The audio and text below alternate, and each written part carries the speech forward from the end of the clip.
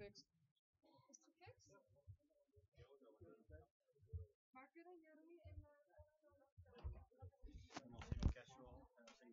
Ja, moest van Jeroen. Ja. Waar is zijn jasje dan? Overhemd of Hij heeft overhemd. Vindt zelf een beetje lafjes.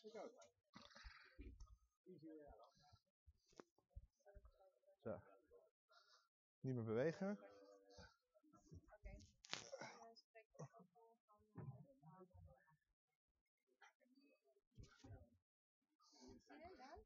Nou, valt wel mee. Ik hou er niet zo van. Ja? Nou, ik vind het wel vervelend dat het live is. Maar goed, Leuk. ik ga het zien.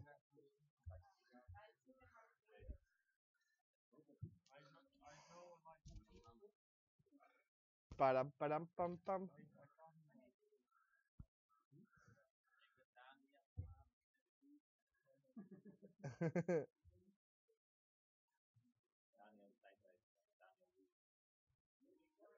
Ik bel je als Roy. Nice, hè?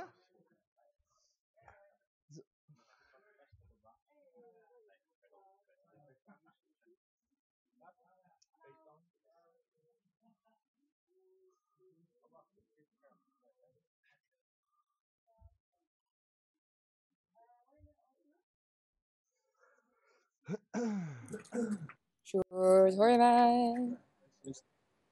Wat?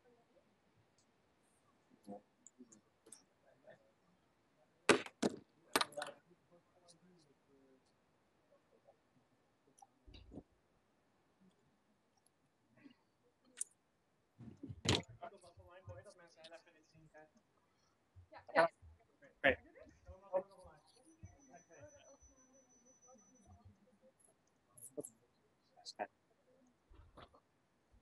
Dat ik wens.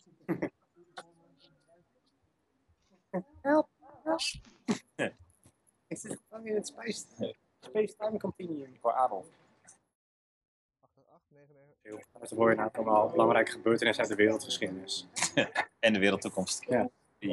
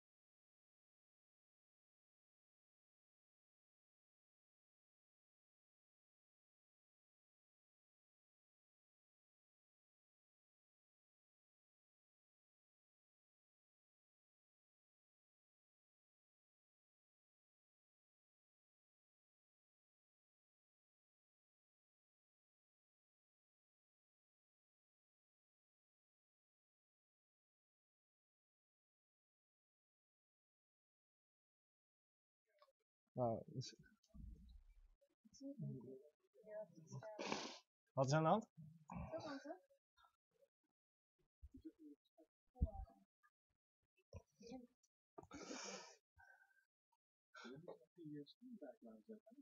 Ja.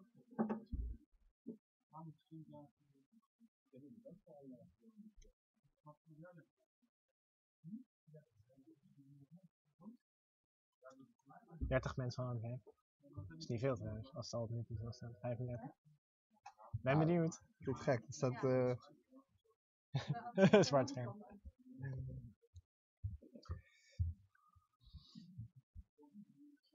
Ja, dat is best denk ik.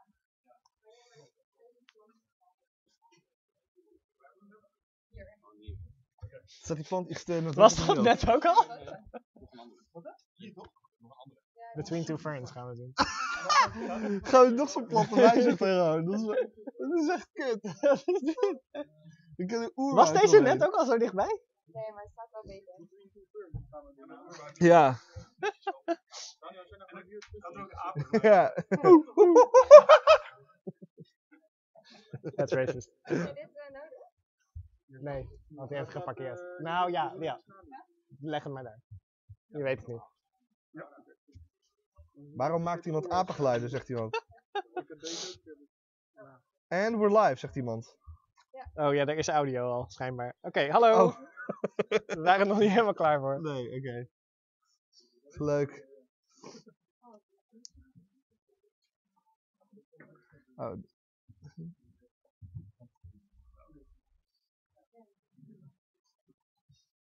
Kan jij dan hier luisteren?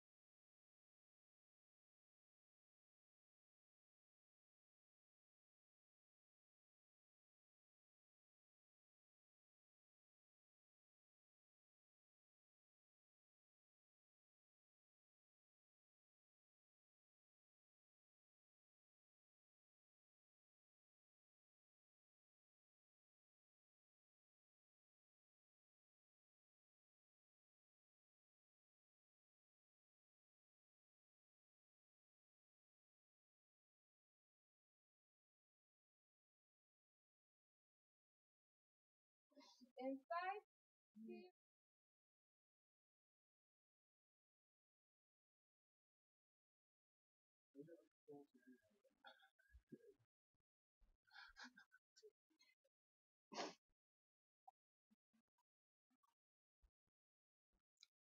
Goedemiddag en welkom bij deze livestream over Microsoft Build, de ontwikkelaarsconferentie van Microsoft, waar we waarschijnlijk meer gaan horen over Windows 10, HoloLens en andere Microsoft producten. We gaan nu alvast even vooruitblikken voordat het evenement om 5:30 echt begint. En we gaan het vooral hebben over Windows 10.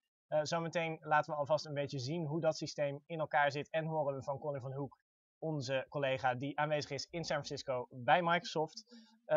Maar eerst, Daniel, hoe kunnen de mensen ons bereiken?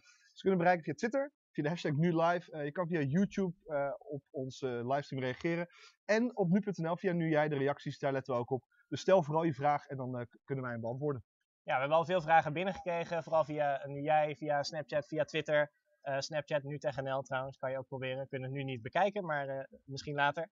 En een van de vragen die eigenlijk al sinds de aankondiging van Windows 10 in september, geloof ik, 2014, een vraag die veel mensen zichzelf stellen is: waarom is het Windows 10 en niet Windows 9 na Windows 8? Het is nog steeds een lastige vraag, maar het gerucht gaat dat Windows 9, dat de cijfer 9 problemen veroorzaakt met alle software die op dit moment voor Windows beschikbaar is. Dus dan hebben ze maar gewoon Windows 10 gekozen. Dat is overigens nog niet altijd even duidelijk, want zelfs de heeft tijdens college tour gezegd Windows 9 dat de volgende versie zou zijn. Niet de CEO, voormalig CEO. Ja, voormalig CEO. Ja. Dus een beetje raar. Ja, een beetje raar. Ze hebben er eigenlijk gewoon één overgeslagen. Laten we nog eens even duiken in wat andere lezersvragen die we al hebben gehad over Windows 10. De meeste vragen die we eigenlijk krijgen gaan over de Windows 10 update.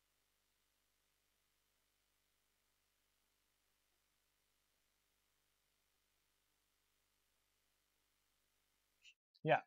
Dat komt. Is zo. Ja, heel simpel eigenlijk. Als je Windows 7 of Windows 8 hebt, dan kan je upgraden. Er zijn nog wel een aantal minimumspecificaties. Als je al Windows 8 rijdt of Windows 8.1, dan kan je sowieso ook upgraden naar Windows 10. Als je nog op Windows 7 zit en je hebt echt een heel oud apparaat met oude specificaties, dan is dat niet per se zo. Jij hebt geloof ik de specificaties voor je, hè? Die heb ik hier. Je moet minimaal een gigahertz processor hebben, ongeveer 1 gigabyte of 2 gigabyte. Dat is voor 32 en 64 bit. De opslag, je moet minimaal 16 gigabyte vrij hebben. En de grafische kaart moet minimaal DirectX 9 ondersteunen. Dus dat zijn vrij oude specificaties, dus dat kunnen op de meeste computers wel draaien. Oké, en Windows 10 komt niet alleen beschikbaar voor laptops en voor tablets, maar ook voor telefoons. Ja. Waar nu al Windows Phone 8 voor beschikbaar is. Die mensen kunnen ook upgraden? Die kunnen ook gewoon upgraden. Als jij Windows 8 voor je Windows Phone hebt, dan kun je gewoon gaan upgraden wanneer de update beschikbaar komt. Waarschijnlijk is dat ergens deze zomer. Ook veel mensen vragen of ze een Android en iOS telefoon mogelijk naar Windows 10 kunnen updaten. Dat is het niet zo. Het is wel zo dat Microsoft misschien iets gaat aankondigen over het overzetten van Android en iOS apps naar Windows Phone. Ja, dat zou echt een grote verandering zijn. Bij de komst van Windows 8 moesten ontwikkelaars ineens allemaal aparte Windows applicaties gaan maken voor tablets met dat systeem. En voor ook tablets met Windows RT, een systeem wat inmiddels weer is gestorven. Ja. En ja, dat is eigenlijk nooit heel hard gegaan. Er zijn niet heel veel ontwikkelaars die dat hebben gedaan. Er zijn al nog veel minder ontwikkelaars die hun apps na de eerste release van Windows 8 echt bij hebben gehouden. En nu zou het dus makkelijker worden inderdaad om Android-applicaties of iOS-applicaties over te zetten. Dat zou echt een groot verschil kunnen maken voor Microsoft en voor Windows. Maar goed, daar hopen we dus vanavond meer over te horen tijdens de presentatie van Satya Nadella en Terry Myerson, het hoofd van de Windows-afdeling van Microsoft. Een andere vraag, ook een leuke vraag, is of Windows 10, het is eigenlijk voor een jaar gratis te updaten, wat er na het jaar gebeurt. Wat gaat er gebeuren als de periode eigenlijk voorbij is? Dan moet je gewoon gaan betalen, toch? Ja, inderdaad. Het is dus, dat hebben we nog niet gezegd, het is een jaar gratis updaten vanaf Windows 7 en Windows 8. Best wel bijzonder, het is nog nooit eerder met Windows gebeurd dat die update gratis was. Maar het is inderdaad maar een jaar vanaf de verschijning van Windows 10. We weten nog niet precies wanneer dat is, maar dat zal waarschijnlijk ergens aan het eind van de zomer zijn. Ja. En dan is het dus inderdaad een jaar. Als je binnen dat jaar update, dan krijg je daarna ook gewoon gratis de verdere beveiligingsupdates en zo voor Windows 10. Maar heb je dus niet die overstap gemaakt vanaf Windows 7 of 8 naar Windows 10 binnen dat jaar, dan wordt het inderdaad gewoon weer een betaalde update. Ja. En dat is ook wel interessant. We kregen ook een vraag, zag ik, over wat nou het verdienmodel is van Microsoft, aangezien ze die update gratis hebben gemaakt. Ja. Dat is een beetje lastig, want dat weten we eigenlijk nog niet helemaal. Maar waarschijnlijk gaan ze Windows 10 inzetten om meer diensten te gaan verkopen. Abonnementen op OneDrive en op Office en zo, dat soort dingen. Daarnaast is de Windows 10 update alleen beschikbaar voor consumenten, de gratis update. En dat is op zich wel een grote doelgroep, maar nog niet zo'n enorm grote winstgevende doelgroep voor Microsoft. Die het voornamelijk moeten hebben van andere enterprise diensten en ook zakelijke diensten. Ja, de inkomsten uit Windows komen voor 3/4 eigenlijk van zakelijke gebruikers inderdaad en voor 1/4 van consumenten.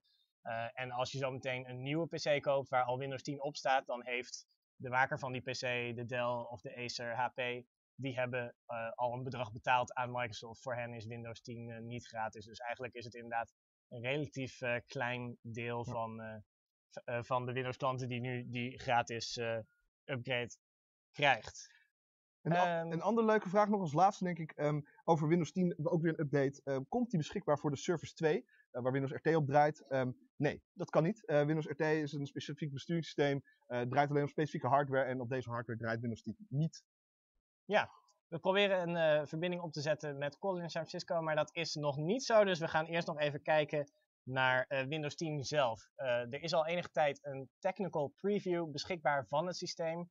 Die kan je gewoon downloaden en installeren op apparaten met Windows 7 of 8. Dus nu nog niet echt aan te raden. We hebben het hier gedaan, maar het zit nog boordevol bugs. En als gewone consument heb je er nog niet heel veel aan. Maar er is al wel wat in te zien wat er nieuw is. Onder meer het nieuwe startmenu. Het startmenu is terug, een veelgevraagde functie die eerder al in Windows 7 en in XP zat. En we zien hem hier in beeld. Zoals je ziet houdt het een beetje zich aan het blokkenschema dat we eerder al zagen in Windows 8 met tegels die apps vertegenwoordigen. Die tegels kan je ook andere groottes geven. Zo wordt hier een Gmail tegel breder gemaakt. Je kan dit dus helemaal naar je eigen voorkeuren aanpassen. Het startscherm is een stuk groter geworden en hier links verschijnt een lijst van alle apps die beschikbaar zijn op de computer op alfabetische volgorde. Nou is het filmpje geloof ik vastgelopen, maar ik blijf gewoon maar even doorlullen. Dat startmenu is dus eigenlijk een soort van mengelmoes tussen Windows 7 en Windows 8. In Windows 8 moest je om apps op te starten echt helemaal naar een apart scherm, dat een volledig scherm werd weergegeven en had je nog los een desktopomgeving. En dit is dus een combinatie eigenlijk van de twee. En zoals je kan zien is het hier ook mogelijk om uit die volledige lijst apps individuele apps in het rechterdeel van dat menu te krijgen. Een ander nieuw menu dat is toegevoegd is het notificatiecentrum.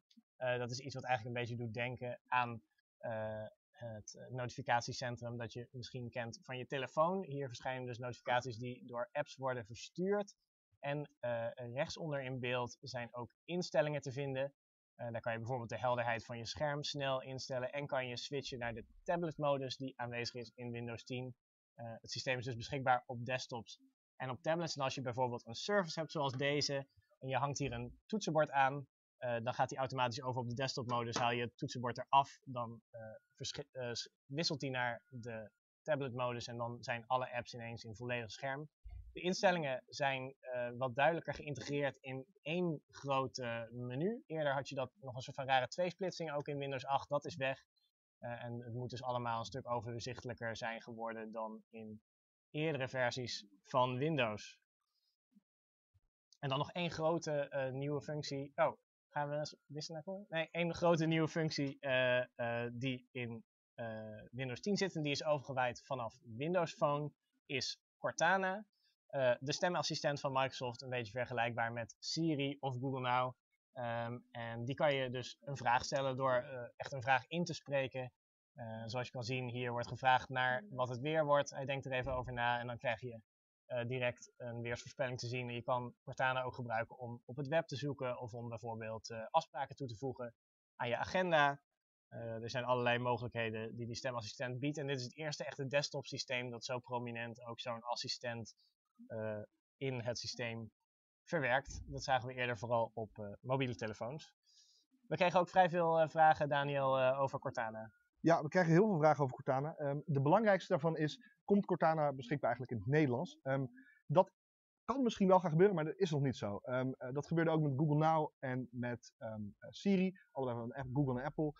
Daar werd ook eerst in Amerikaans gelanceerd in Engels en vervolgens kwamen andere talen langzaam beschikbaar. Nederlands duurt altijd normaal gesproken best wel een tijdje voordat het komt, puur omdat we een klein landje zijn. We krijgen ook door dat Colin klaar staat voor ons vanuit San Francisco. Krijg ik te horen, dacht ik, dat de Colin video klaar staat? Oké, en dan gaan we daar even naar kijken.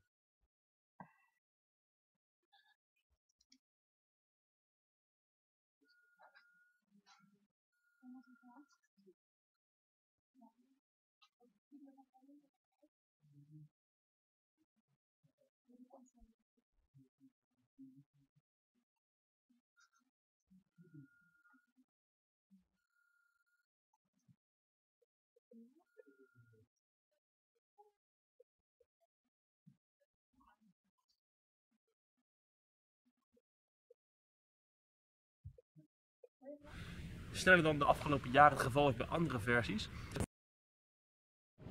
Ja, ik zit hier nu nog in een uitgestorven Moscone. Daar ging iets mis bij... Dit is de conferentiezaal waar Microsoft Build zou gaan houden. Waar de grote keynote plaatsvindt, waar Microsoft alles bekend gaat maken. Over Windows 10, over HoloLens, over Office, over apps. En dit is een beetje het belangrijkste event van dit jaar voor Microsoft. Hier proberen ze hun nieuwe producten te laten zien. Proberen ze ontwikkelaars enthousiast te maken voor die producten en voor die diensten. En dit jaar is het nog wel belangrijker dan andere jaren. Dit jaar gaat het dus helemaal om Windows 10. En Windows 10 volgt eigenlijk Windows 8 en 8.1 best wel snel op. Sneller dan de afgelopen jaren het geval is bij andere versies. En dat komt omdat Microsoft ook erkent dat er fouten zijn gemaakt. Windows 8 en 8.1 hadden een overdreven focus op touchscreens. Op tablets en op laptops met touchscreens. En Microsoft is eigenlijk een beetje de standaard gebruiker die op een desktop of een laptop zit uit het oog verloren. En dat zijn toch eigenlijk is de grootste groep mensen. Die proberen met Windows 10 weer een beetje te overtuigen om terug te komen of om te blijven of om nieuwe producten aan te schaffen en heel erg Windows 10 te gaan gebruiken. En dit is dus een belangrijk jaar en een belangrijke aankondiging voor Microsoft. En het is ook over het eerst dat Microsoft zo open is dat ze zeggen, nou oké, Windows 10 moet beter. En wat het grootste probleem met Windows 8 eigenlijk was, is dat er 2 omgevingen waren. En dat wordt nu weer helemaal teruggebracht en echt de focus op de PC, op de desktop, op de laptop. Maar Windows 10 is zeker niet het enige dat hier aangekondigd wordt. Het gaat ook heel erg over telefoons, over HoloLens, de holografische bril van Microsoft, die in januari onverwacht aangekondigd werd. En dat is eigenlijk een bril waarmee je dus in de echte wereld hologrammen kan zien. Een soort van combinatie van Google Glass en een virtual reality bril zoals Oculus Rift. En de eerste reacties van de Amerikaanse media die we in januari al mochten proberen, waren heel positief. Wij hopen dat we hem deze week ook nog even kunnen proberen, dus hou nu meteen aan de gaten voor onze eerste indruk. Maar vanavond zal in ieder geval Microsoft meer bekendmaken over HoloLens. Dus bijvoorbeeld wanneer die uitkomt, hoe ver ze nu met de ontwikkeling zijn, wat voor apps erop moeten gaan draaien en hoe ontwikkelaars die apps dan kunnen gaan maken. Want deze conferentie draait helemaal om de ontwikkelaars. En dat is ook heel belangrijk, want zonder apps ben je uiteindelijk nergens. En dat heeft Microsoft zelf helaas bewezen. Windows Phone is nu al een aantal jaar beschikbaar, maar slaat totaal niet aan. Zeker niet in de westerse markt. En dat heeft aan de ene kant te maken met niet de beste hardware, dus niet de beste telefoons, maar zeker ook met het aanbod van apps en vooral van kwalitatieve apps. En hoe ga je nou die ontwikkelaars overtuigen? Door Windows 10 uit te rollen op zowel PC's, tablets als telefoons. Dat betekent dat ontwikkelaars straks 1 app kunnen maken voor al die apparaten. En dat je dus niet alleen maar het hele kleine percentage van de smartphone-markt bereikt met een Windows Phone app, maar dat je met een Windows 10 app ook al die miljoenen mensen die zo meteen hun computer gaan updaten aan een Windows 10 ook direct bereikt. En zo hoopt Microsoft dus dat er meer ontwikkelaars apps gaan maken en dat met die goede apps Windows Phone, of wat dan Windows 10 gaat heten, echt een groot succes wordt. Dat gaan we zo meteen allemaal zien. Belangrijk is ook dat Satya Nadella op het podium staat, de nieuwe CEO van Microsoft en nieuw. Hij zit er nu ruim een jaar. En hij heeft alles over een andere boeg gegooid, een herstructurering doorgevoerd. Hij heeft ervoor gezorgd dat er meer focus ligt op andere platformen, dus Microsoft diensten naar iOS en Android. En hij heeft ook zijn invloed natuurlijk gehad op Windows 10. Hoewel het platform al ontwikkeld is voordat hij CEO was, heeft hij in het afgelopen jaar denk ik echt zijn stem geprobeerd te drukken op dit platform. En of dat gelukt is en hoe dat gelukt is, dat gaan we straks zien.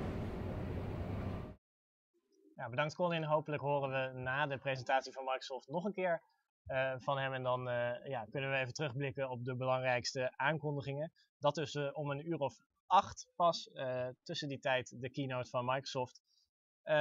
Daniel, we krijgen eigenlijk wat reacties op sociale media. Wat zeggen de mensen zoal? Heel veel mensen zeggen eigenlijk dat ze nog steeds Windows 7 gebruiken en eigenlijk Windows 8 hebben overgeslagen.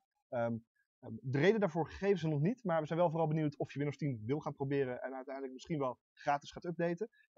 En we zijn ook vooral benieuwd of je het vooral leuk vindt om Windows 10 te proberen omdat het gratis is. En zou je het ook misschien wel kopen? Je weet maar niet. Andere vragen, we hebben er nog genoeg. Een van de vragen kregen we via Snapchat binnen. Je kunt ons reageren via Snapchat via NU.nl. Ook kun je natuurlijk nog mee blijven twitteren. #NUlive. En via YouTube en ook via NuJij. Een van de vragen was, is Windows 10 voorlopig de laatste Windows-versie die we via de Snapchat ontvingen? Ik mag hopen van wel. Als er Windows 11 alweer om de hoek staat, dan zou het wel erg snel zijn. Dus ik mag hopen dat we het hier wel even een paar jaar mee gaan doen. Tenzij Microsoft overgaat op een soort van nieuwe strategie waar ze elk jaar een nieuwe versie doen of zo. Zoals bijvoorbeeld met iOS het geval is. Maar ik denk dat dat wel meevalt. Ja. Ik kijk even naar de klok en het is al bijna volgens mij 5:30. Laten we nog heel even kijken, Daniel, naar de HoloLens. Dat is nog een van de meest opmerkelijke aankondigingen die Microsoft eind vorig jaar ineens deed. Colin had het er net al even over. Een holografische bril die hologrammen projecteert in de echte wereld. En laten we even kijken naar een filmpje van hoe dat er eigenlijk uitziet. Look around. Technology is all around us. We use it in every aspect of our lives. It enables us to do amazing things. But what if we could go further? What if we could go beyond the screen? Where your digital world is blended with your real world. Now we can. This is the world with holograms. What will they enable us to do? New ways to visualize our work. I have an idea for the fuel tank. New ways to share ideas with each other. How are things going your end? I just put the images in OneDrive. Perfect. More immersive ways to play.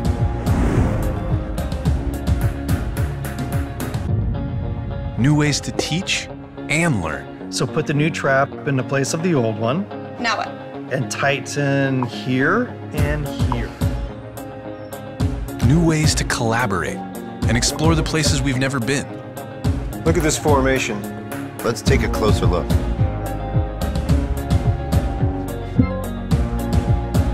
And new ways to create the things we imagine.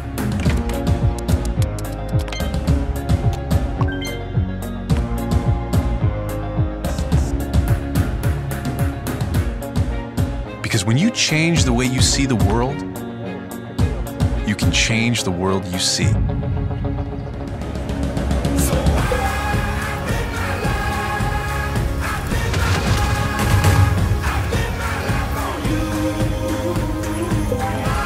This is Microsoft HoloLens.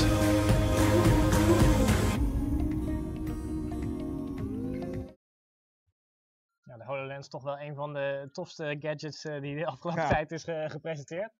Maar het krijgen we ook nog zo'n ding in handen. Dat willen de mensen volgens mij ook wel weten. Ja, heel veel mensen vragen wanneer eigenlijk de HoloLens uitkomt. En dat is ook lastig, want dat weten we gewoon nog niet. Ze zeggen eigenlijk het timeframe, heb jij gehoord hè? Bij de vorige presentatie zeiden ze, hij komt uit in de Windows 10 timeframe. Toen hebben heel veel mensen dat geïnterpreteerd als ergens rond de lancering van Windows 10, maar dat zou wel heel snel zijn. Dus misschien betekent het wel zoiets van ergens in de hele levensduur van Windows 10. Dan kan het nog jaren duren. We hopen van niet, maar dat zou kunnen. Dat moet allemaal nog blijken. Misschien dat we vanavond wel meer horen over, waarschijnlijk niet over een consumentenversie van deze bril, maar misschien wel over hoe ontwikkelaars bijvoorbeeld ermee aan de slag kunnen. Hoe zij apps kunnen maken voor deze bril. Want dat kan nu eigenlijk nog helemaal niet. Ze hebben eigenlijk alleen dit laten zien. Een aantal Amerikaanse media hebben een demo gehad. Mochten heel even een prototype opdoen, maar er zaten nog allerlei kabels aan. Er was totaal nog geen echt werkbaar consumentenapparaat. Het was een hele beperkte demo die overigens wel heel goed is ontvangen. Maar het lijkt nog redelijk ver te staan van echt een consumentenverschijning. Om nog even terug te komen, Daniel, op Windows 10. We hebben het net al gehad over hoe dat eruit ziet op desktops. Maar het komt natuurlijk ook naar telefoons. Ja. En we hebben ook een filmpje waarin we kunnen zien hoe dat er eigenlijk uitziet. Let's start here with Start. We believe phones should be intensely personal, so we've added yet another option to customize the start screen with a full-size background image. To help you get to apps you just installed, we now show them in a group right here at the top of the app list. Another thing, notifications are now interactive, so I can take action directly, like dismissing an alarm or seeing images for maps. One example of interactive notifications is text messages. When the toast pops, I can quickly reply right in line via text or voice. Plus, we've significantly enhanced the speech-to-text capability, so you can talk to virtually any data field you choose throughout the UI. Your words show up as you speak them, and punctuation appears automatically. And this feature is smart enough to understand when to use to, the number, instead of to, as in also. For Word docs, as you see here, we've worked to bring a complete functionality of Word right to your phone. I can see images, links, and comments, a full fidelity experience that makes it easy to review, edit, and even create docs without a keyboard. Same with PowerPoint. It's super easy to open and make changes to your presentations. But even better, now use your phone to actually present. You can do that online, or with Miracast, you can present wirelessly on a big screen in the room. In Mail, we've worked to make triaging email incredibly fast. I pull to the left to delete, and I pull to the right to flag. Sound familiar? Now you can burn through your mail, noting the ones you want to follow up on, and those flags are instantly set on your PC, and the ones you want to get rid of. Mail now supports rich text because Word is built right into the mail reply. You can now do fancy things in your mail, like changing formatting or even inserting tables. Calendar now has much richer support for all the meetings in your life. Here you can see my schedule filled with categorized meetings shown in different colors. Our Photos app automatically displays photos from across your PC and phone via the auto-syncing OneDrive service. The collection view is easy to use and will do auto-enhance of every photo, auto-grouping of dupes and burst shots. And we auto-create albums you can share.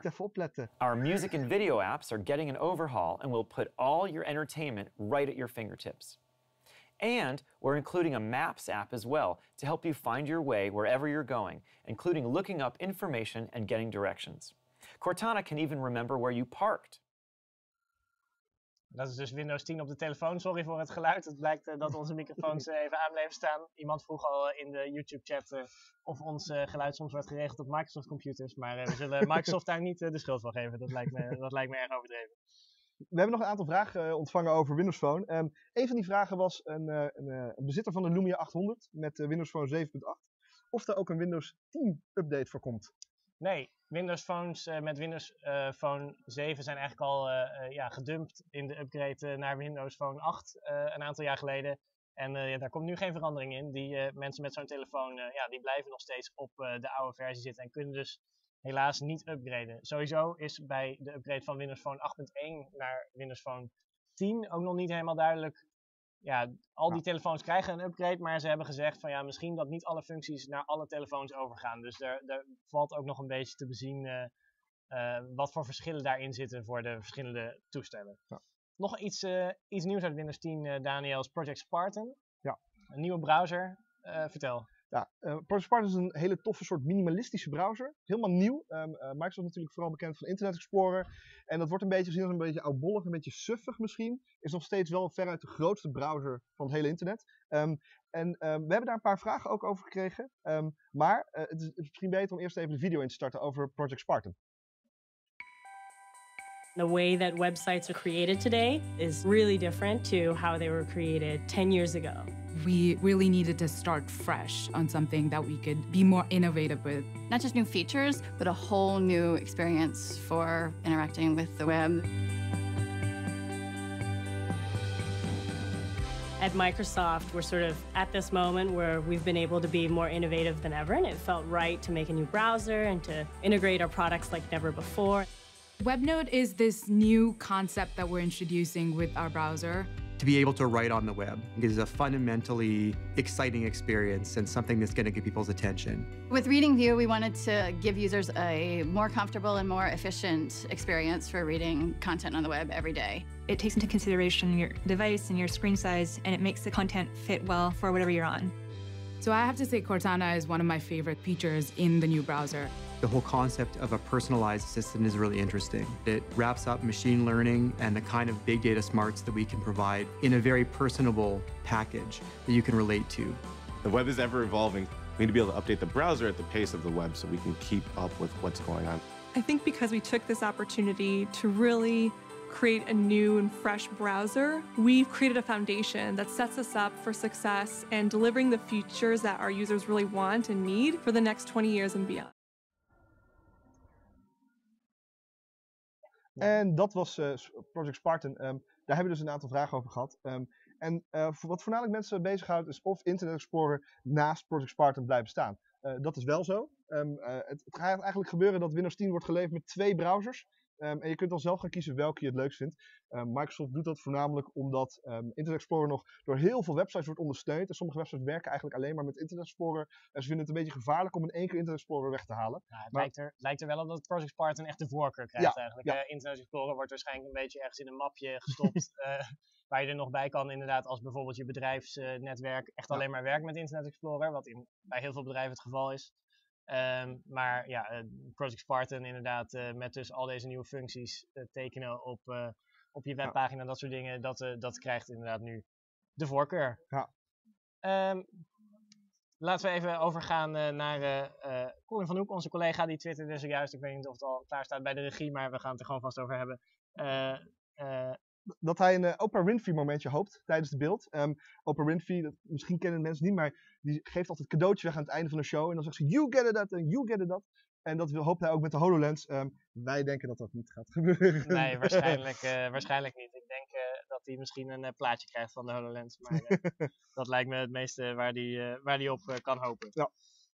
Laten we nog even hebben over wat Windows 10 nou eigenlijk betekent voor Microsoft als bedrijf. Ja. We hebben het gehad nu over wat je er allemaal mee kan. Ja. Maar dit is wel echt een hele grote stap natuurlijk. Het is een hele grote stap, voornamelijk omdat Windows 10 voor alle platformen gelijk wordt gesteld. Ja. Daarmee volgen ze eigenlijk Apple met hun OS X. Daar kun je ook al apps voor verschillende platformen maken. Dat gaat heel makkelijk samen. Dat wil eigenlijk Microsoft nu ook gaan doen om al hun platformen te gaan versterken. Met Xbox en met de smartphones en met de tablets en met de PC's. Hele goede stap. Ja, en het is natuurlijk nu nog maar de vraag dan of ze ook inderdaad echt succes gaan vinden op de mobiele markt en op de tabletmarkt. Want ja, op mobiel, Windows Phone heeft in Nederland, laten we zeggen 3% of zo van de telefoons. Echt overgrote merendeel is Android en iOS. Ja. Gaat dat hier nou, en dit gaat hier toch geen verandering in brengen? Nee, maar het is wel natuurlijk slim als ze uiteindelijk, als ze multiplatform gaan, wordt het makkelijker om apps ervoor te gaan ontwikkelen. En wat er dan kan gebeuren is dat er opeens heel veel apps beschikbaar zijn. Er zijn gewoon heel veel grote, belangrijke apps niet beschikbaar voor Windows Phone. En daarom is het natuurlijk voor consumenten een beetje logisch om naar Windows Phone niet echt voor te gaan kiezen als je daar heel veel apps nog niet voor hebt. Je hebt er WhatsApp voor, maar veel meer ook niet altijd. En dat is wel heel erg zonde. En ik hoop dat daarmee verandering komt. Dat mensen eindelijk eens een keer misschien de keuze gaan krijgen over meer apps voor Windows. En dan zou het wel wat kunnen gaan groeien. Absoluut. Ja, nou ja, we zullen het dus zien. We zijn benieuwd ook naar wanneer Windows 10 verschijnt. Dus waarschijnlijk ergens aan het eind van de zomer. Het is al na 5:30 zie ik, maar zo te zien is de stream nog niet begonnen van Microsoft. Dus we gaan gewoon vrolijk nog even door. We hebben het net al over gehad, dus dat het een gratis upgrade is. Voor consumenten, dat is natuurlijk fijn. Maar waarom doet Microsoft dat? Waarom is er die noodzaak om die keuze te maken? Ja, dus misschien hebben ze het afgekeken van Apple, om maar een vergelijking te maken. Die doen dat ook en dat valt heel erg goed bij consumenten. En je ziet dat Microsoft daar misschien ook wel mee eigenlijk hetzelfde goodwill probeert te creëren bij gebruikers. Daarnaast had jij een theorie waarschijnlijk over de mogelijkheid dat, consumenten uiteindelijk zelf kunnen bepalen of ze snel willen upgraden.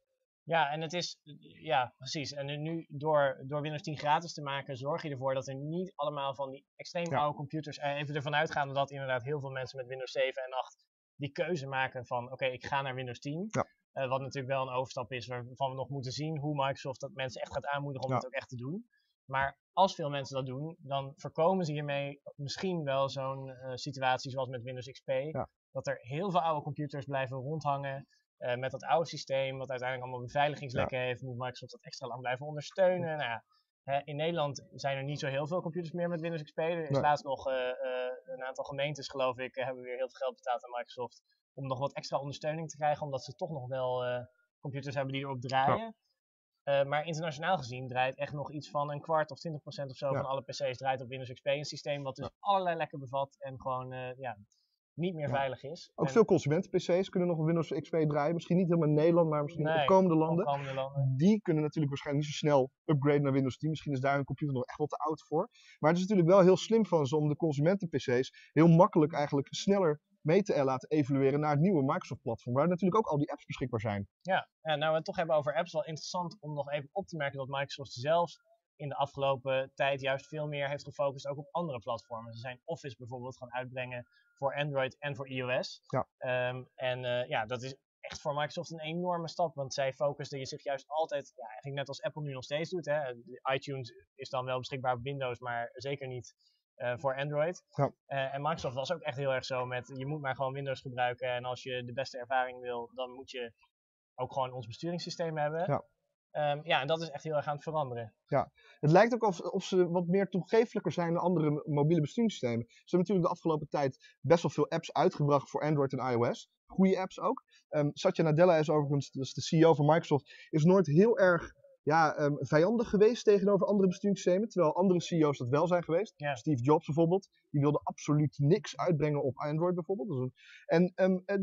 Dat siert ze denk ik ook wel. Ze zijn wat opener geworden de afgelopen jaren. Ze hebben toffe dingen gepresenteerd. En als je dan ook nog eens de mogelijkheid maakt om Android en iOS ontwikkelaars heel makkelijk een apps te laten overzetten naar Windows Phone, dan kan je op een heel groot app-ecosysteem maken, waarmee ze echt heel sterk kunnen gaan staan in de markt. Ja, en een slimme move voor een bedrijf wat echt wil verdienen door een platform te zijn met dus diensten als Office, met OneDrive. Als je dat overal kan gebruiken, dan gaan ze daar uiteindelijk misschien wel veel meer mee verdienen inderdaad. En het is echt een grote verandering die we hebben gezien sinds Satya Nadella aan het hoofd staat van Microsoft. Dat is inmiddels ongeveer 1,5 jaar denk ik. Ja, ongeveer. Zijn voorganger Steve Ballmer, die lange tijd topman is geweest van Microsoft na het vertrek van Bill Gates, die hield echt zo heel erg vast aan Windows is Windows en dat moeten we allemaal maar blijven gebruiken. En Nadella is daarin echt veel losser en heeft sowieso binnen Microsoft een enorme overschakeling gemaakt naar inzetten, ook op de cloud.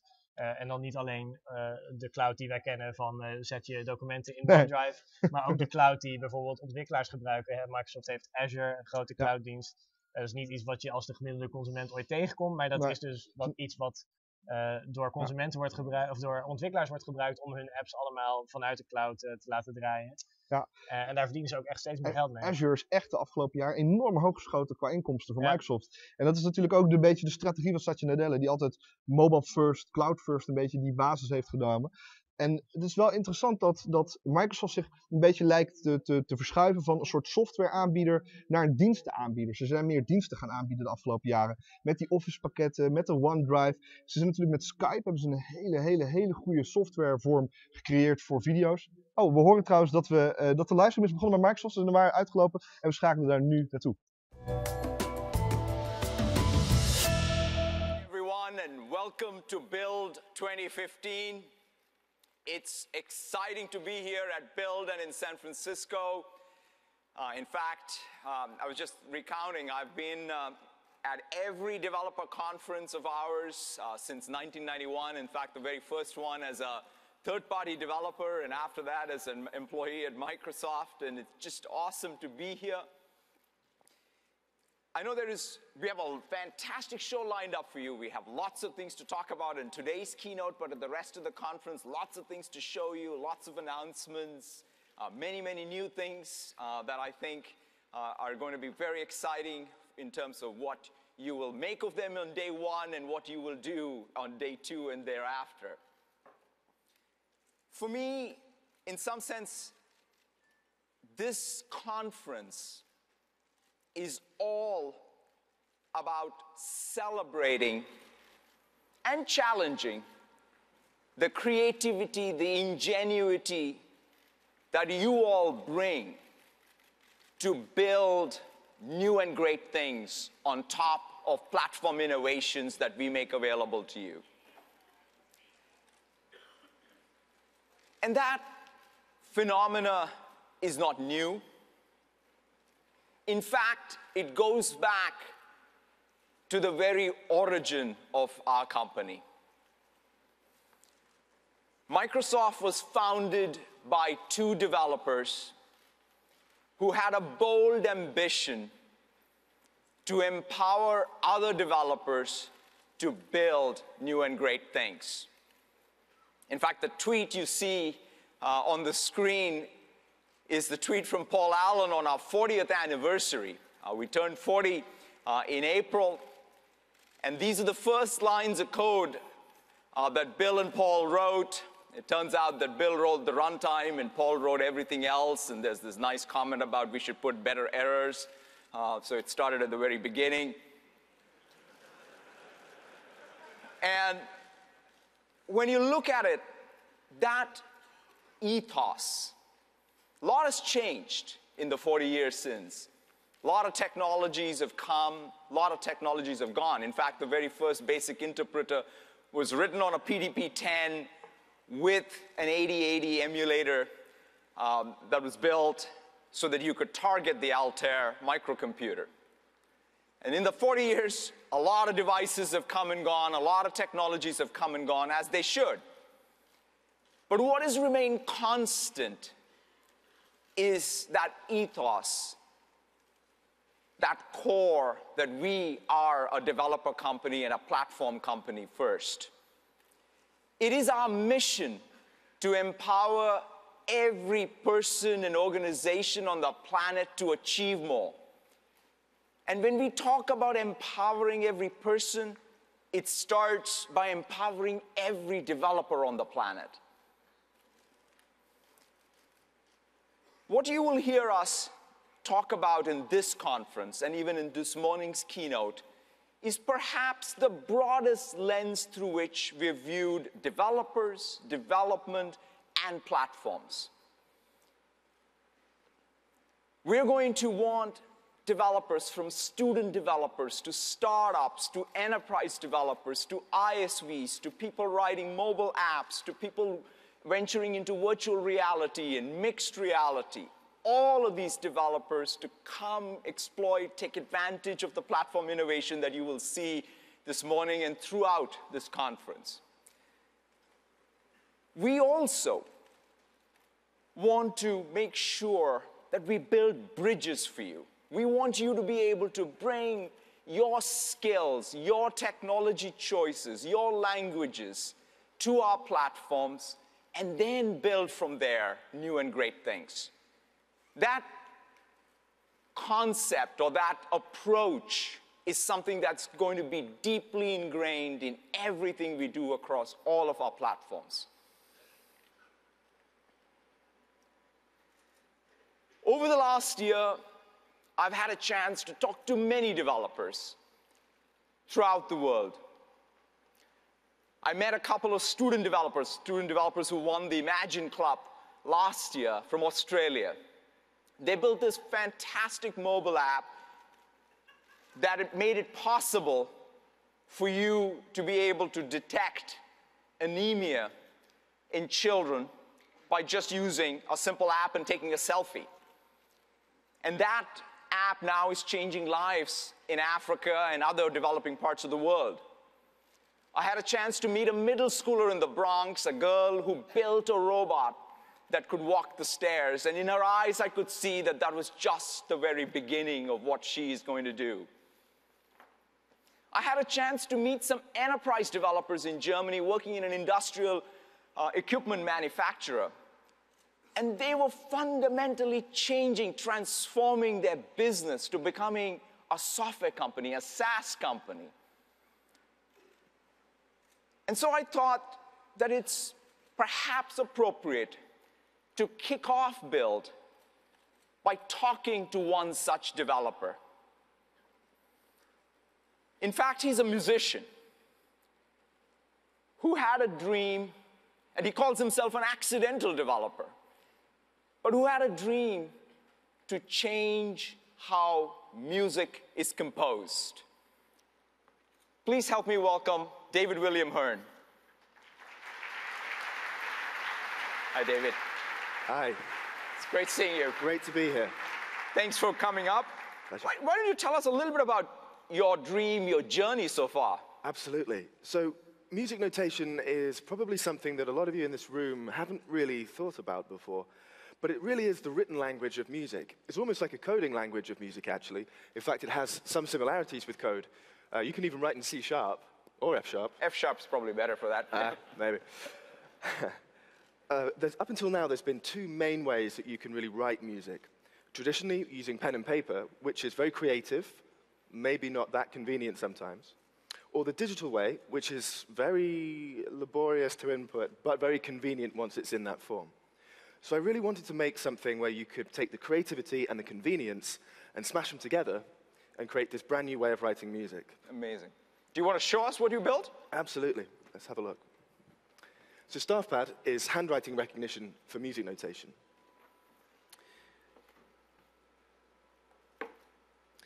I've actually been working on a piece the last few weeks, a piece for string quartet and piano.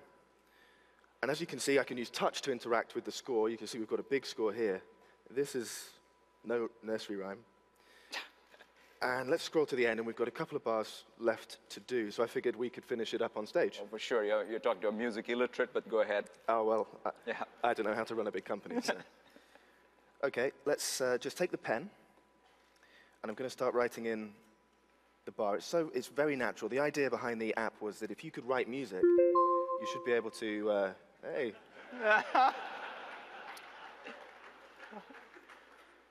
If you can write music, you should be able to know how to use the app. You don't need to really learn too much. It's very intuitive. As I move into the next bar, the music notation is recognized and turned into typeset notation. Right, thank you. Yeah. I'm going to turn these off. Let's get rid of those. Fantastic. This is actually interactive notation now, so I can add staccato dots, and maybe I should slur some of these too. Do you think? Slur means play it like you're drunk. Okay. I'm going to get into so much trouble for that. Using touch, I can double tap the bar, select the bar, and just pull this out. And this is the great thing about Surface and Windows. It was really the only platform that we could do this for, because it really understands the difference between my fingers and the pen. And that's really key to making this intuitive and natural. I'm just going to take this last beat. We're going to erase that using the pen eraser. And I'm going to draw in a string run here. And pull that up. And you can see there we've got a nice fast string run up to the top. So let me just do one last thing. Double tap, copy this down. Oh, that's cool. Oh, no, we don't want that. OK, and now we can play this back.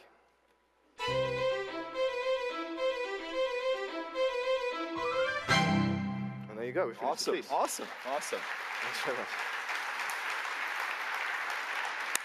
What's been the reaction? I know that this has been out for a few months, is it now?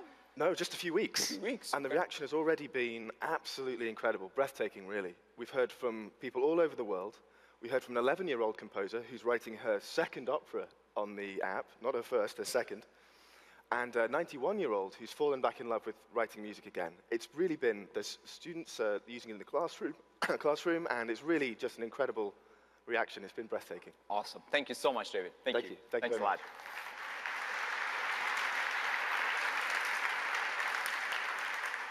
That's what's most striking about today's developers and all of you, which is one person or a small group of people with a dream and a passion can have such huge impact by taking advantage of these platform technologies. Who would have thought that music composition can be changed with touch and ink? And that's what we live for as a platform company. We want to be able to take inspiration from the apps you build to drive platform innovation. So today's keynote is about 3 major platform transformations and shifts. We want to talk about, first, our cloud platform. We aspire to build an intelligent cloud backend for the world's applications running on all devices. We want to have the capability to manage infrastructure spanning data centers. So that means storage, compute, and the network. That's not just about a data center as a computer, but all of the data centers coming together in support of these intelligent applications. We want to have rich application services, in particular data services, such as machine learning, and democratize the access to those capabilities so that every developer on every platform can build intelligent apps. Second, we want to talk about Office as a platform. We want to move far beyond individual applications and their APIs to building a rich graph of data as a platform. We want you to be able to consume that graph, extend that graph, and we'll talk a lot about that. And lastly, we want to talk about Windows. Windows 10 represents a new generation of Windows built for an era of more personal computing, from Raspberry Pi to the holographic computer, where the mobility of the experience is what matters, not the mobility of the device. So to kick things off, let me have Scott Guthrie come up to stage and talk about our cloud platform. Thank you very much.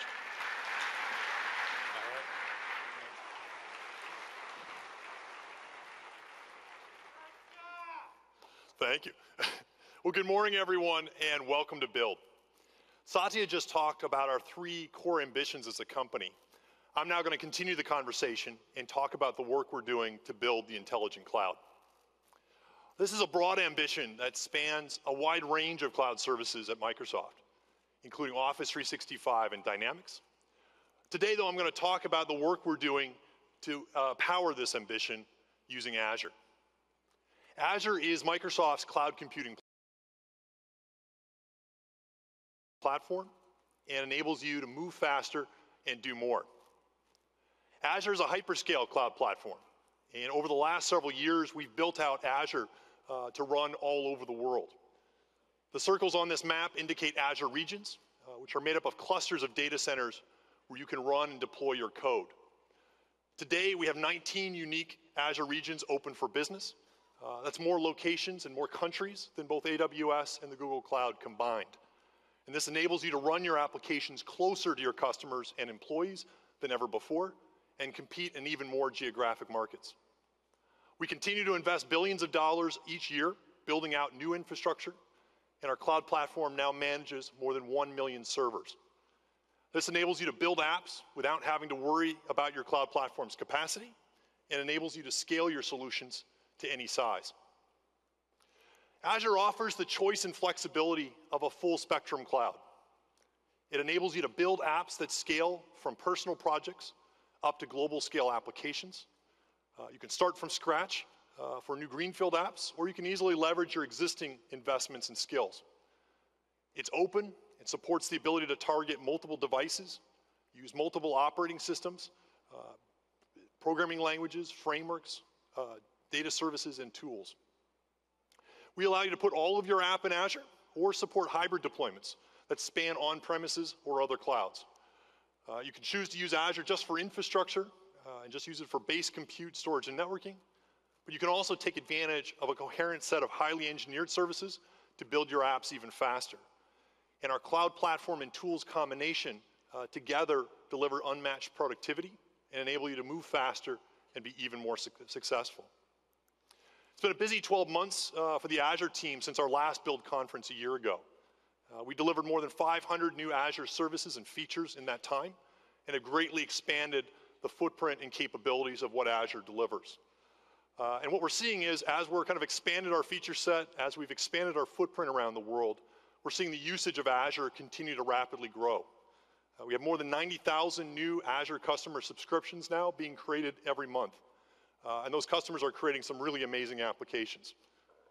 More than 1.4 million SQL databases are now being used by applications hosted inside Azure. We have more than 50 trillion objects now stored in the Azure storage system, 425 million users in our Azure Active Directory system, 3 million developers registered with our Visual Studio Online services, which are our online suite of developer SaaS offerings. And we're seeing the growth and traction of Azure happen not just in the enterprise and business user space, but more than 40% of our Azure revenue and usage now comes actually from startups and from ISVs. Behind these large momentum numbers are some truly amazing customer stories. This slide contains some of the logos of just a few of the companies doing great things in Azure. And throughout today's keynote, you're going to hear me talk more about some of their specific stories and some of the reasons why they're using Azure. Now, one of the things we know is that a cloud platform must offer the flexibility of choice. Azure enables you to use the best of the Windows ecosystem and the best of the Linux ecosystem together. Azure enables you to easily reuse the skills you already have, regardless of the programming languages you use. And we allow you to take advantage of both core infrastructure capabilities and higher level platform services. And Microsoft's unique in that it's the only hyperscale cloud provider that architects those higher level services and programming model capabilities to run in multiple environments, including both on-premises data centers that you already have, as well as other clouds besides our own. Now, from the beginning with Azure, we've embraced open source in a very deep way.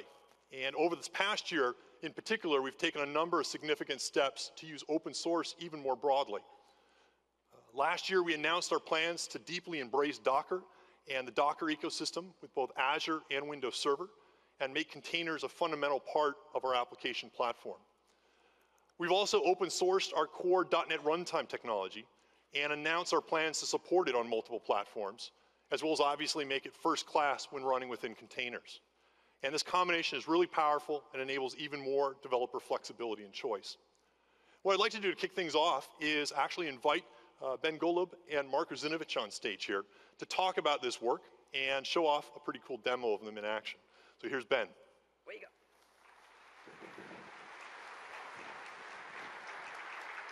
Scott, thanks. Thank you, Scott.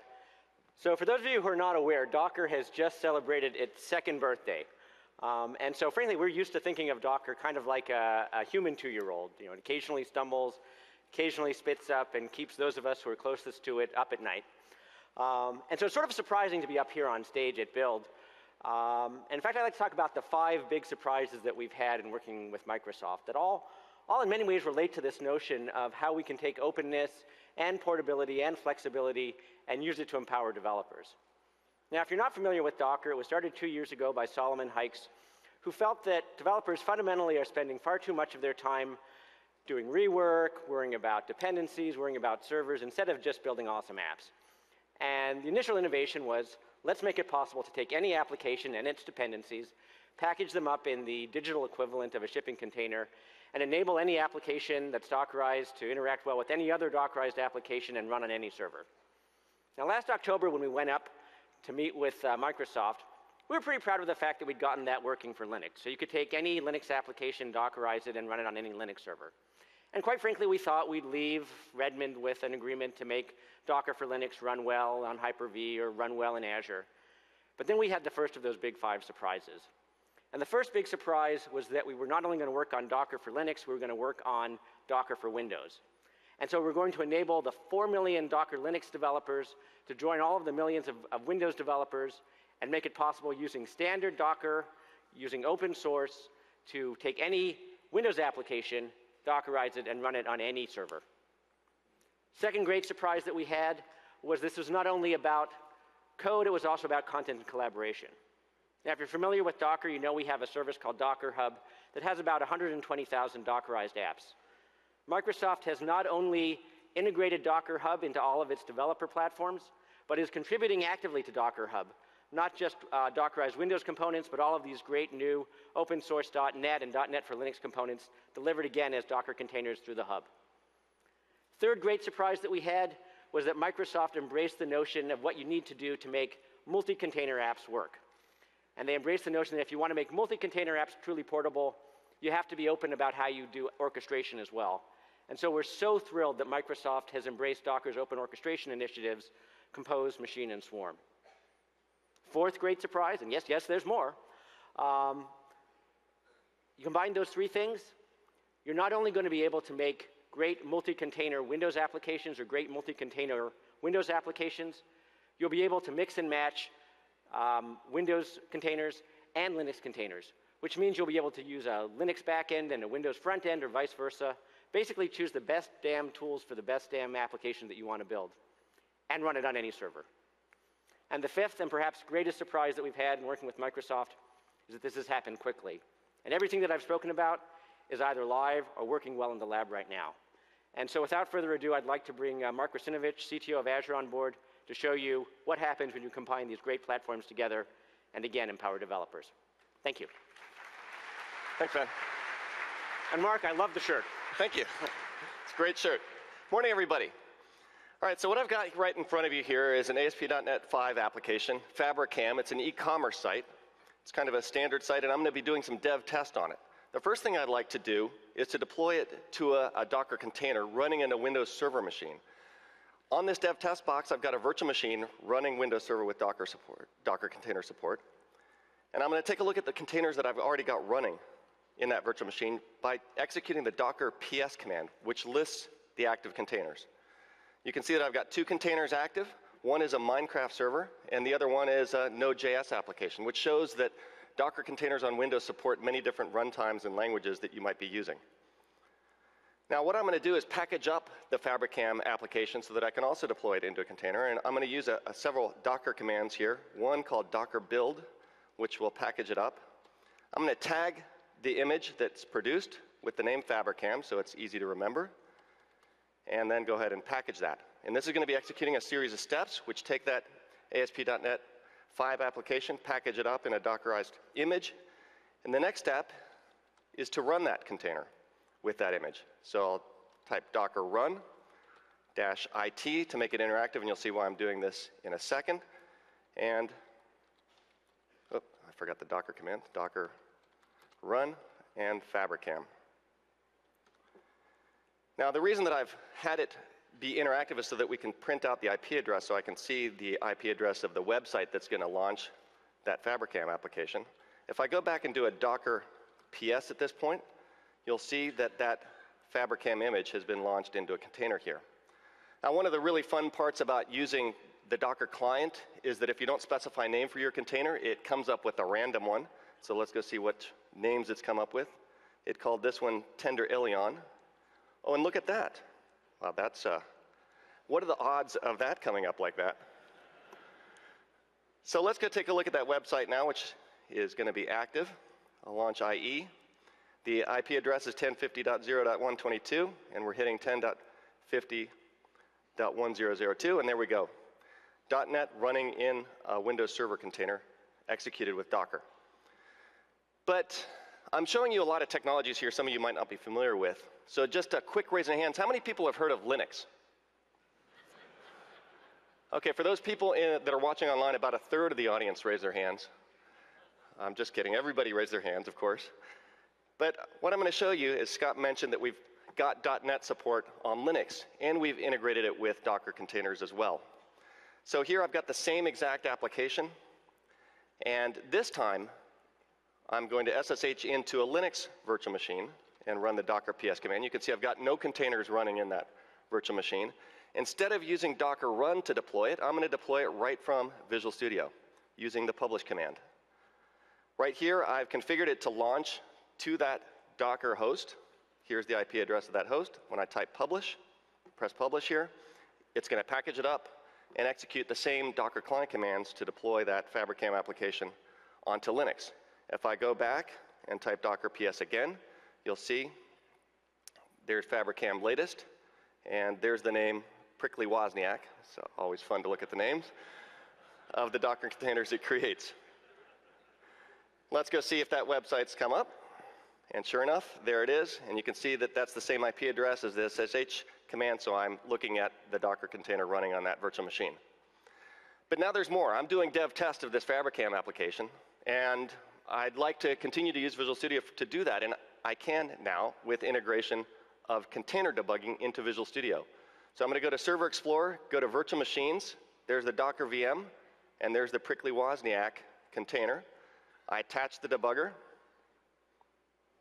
and just as a normal Visual Studio debugging experience, I've got the libraries loaded here, and you can see, sure enough, there's the core CLR for Linux underneath this application that I've just attached to. And now I want to set a breakpoint here on the function that I'm debugging. I go back to the website, hit refresh, and I'm at the breakpoint. Debugging .NET in Linux deployed into a Docker container. Thank you very much. Great. Thanks, Mark. So we've been developing the cross-platform version of the .NET Core runtime in the open on GitHub the last several months. And I'm excited today to announce that we're also releasing now a preview edition of the runtime in precompiled binary format that you can download and start using for Windows, for Linux, as well as for Mac. Now, it's an incredibly exciting time in the world today. Disruption is changing the economy in a fundamental way, not just in technology, but in traditional service industries as well. You know, who would have predicted that both the taxi and the hospitality business would have been turned upside down 5 years ago? Yet innovative companies like Uber and Airbnb are doing just that. Every organization is looking for ways to engage customers better, empower their employees more, and ultimately transform the value they deliver. And developers and the applications and solutions they build play an absolutely integral role in enabling this. In fact, it's increasingly digital apps and technology that enable businesses to delight their customers and differentiate from one another. And it's never been a better time, I think, right now than to be a developer. Now, Azure enables you to embrace this transformation and make you and your teams even more successful. With Azure, we deliver a rich set of higher-level services that provide fully engineered solutions that enable you to move faster and achieve more. And the combination of our cloud platform and tools really delivers unparalleled developer productivity as you do this. You know, 3M is a customer who I think provides an excellent example of what Azure productivity can really deliver. 3M is one of the largest companies in the world. They have 88,000 employees and literally deliver tens of thousands of products. And 3M is using Azure to build the backends for many of these products now. And they love the agility that Azure provides them to move quickly and deliver even more value. And one of the initial projects they hosted on Azure was an internal mobile app that they wanted to provide to their sales force to sell a new offering that they just actually come out with. And a small development team that actually never used Azure before signed up on a Friday and basically spent the weekend building the app, and by the end of the weekend had a fully production-ready version deployed on Azure, ready to roll out to their sales force on Monday. And this ability to quickly create robust enterprise-ready applications with super fast development cycles has really provided 3M with incredible business agility and helps them move even faster as an overall organization. One of the great productivity solutions Azure delivers is our Azure App Service. This is a really powerful offering that we released just last month and provides a suite of capabilities that enable you to quickly build and scale both web and mobile applications anywhere in the world. Now, App Service allows you to write back-end code logic using .NET, Java, Node.js, PHP, and Python. You can easily enable continuous integration workflows to it from online source repositories like Visual Studio Online, GitHub, and Bitbucket. And that enables it so that every time a developer checks in code into one of those services, Azure can automatically build it, test it, deploy it to a private production slot, and if everything's looking good, then basically turn it on to production and do full monitoring and analytics on top of it. Using Azure's built-in auto-scale capability, you can set up rules so that once you deploy the application, your application can automatically scale up based on incoming traffic. In fact, if you get a massive influx of traffic, you can basically spin up a huge number of instances and handle basically any amount of load. And when your traffic drops, Azure can basically automatically shut down those resources to help you save money and pay only for what you actually need. A couple of cool features we've added recently to the Azure App Service is enterprise connectivity. And this allows you the ability to set up a virtual private network that allows you to connect back to an on-premise enterprise network and access apps and data that you wish to make available in the cloud. This makes it really easy to integrate with existing enterprise solutions you already have. And Azure App Service also now provides support for easily integrating data and functionality from popular SaaS solutions like Office 365, Dynamics, and Salesforce. And you can use the Logic Apps functionality within App Service to create long-running workflows to automate business processes. What I'd like to do is invite Scott Hanselman here on stage to show off our Azure App Service and what you can build with it.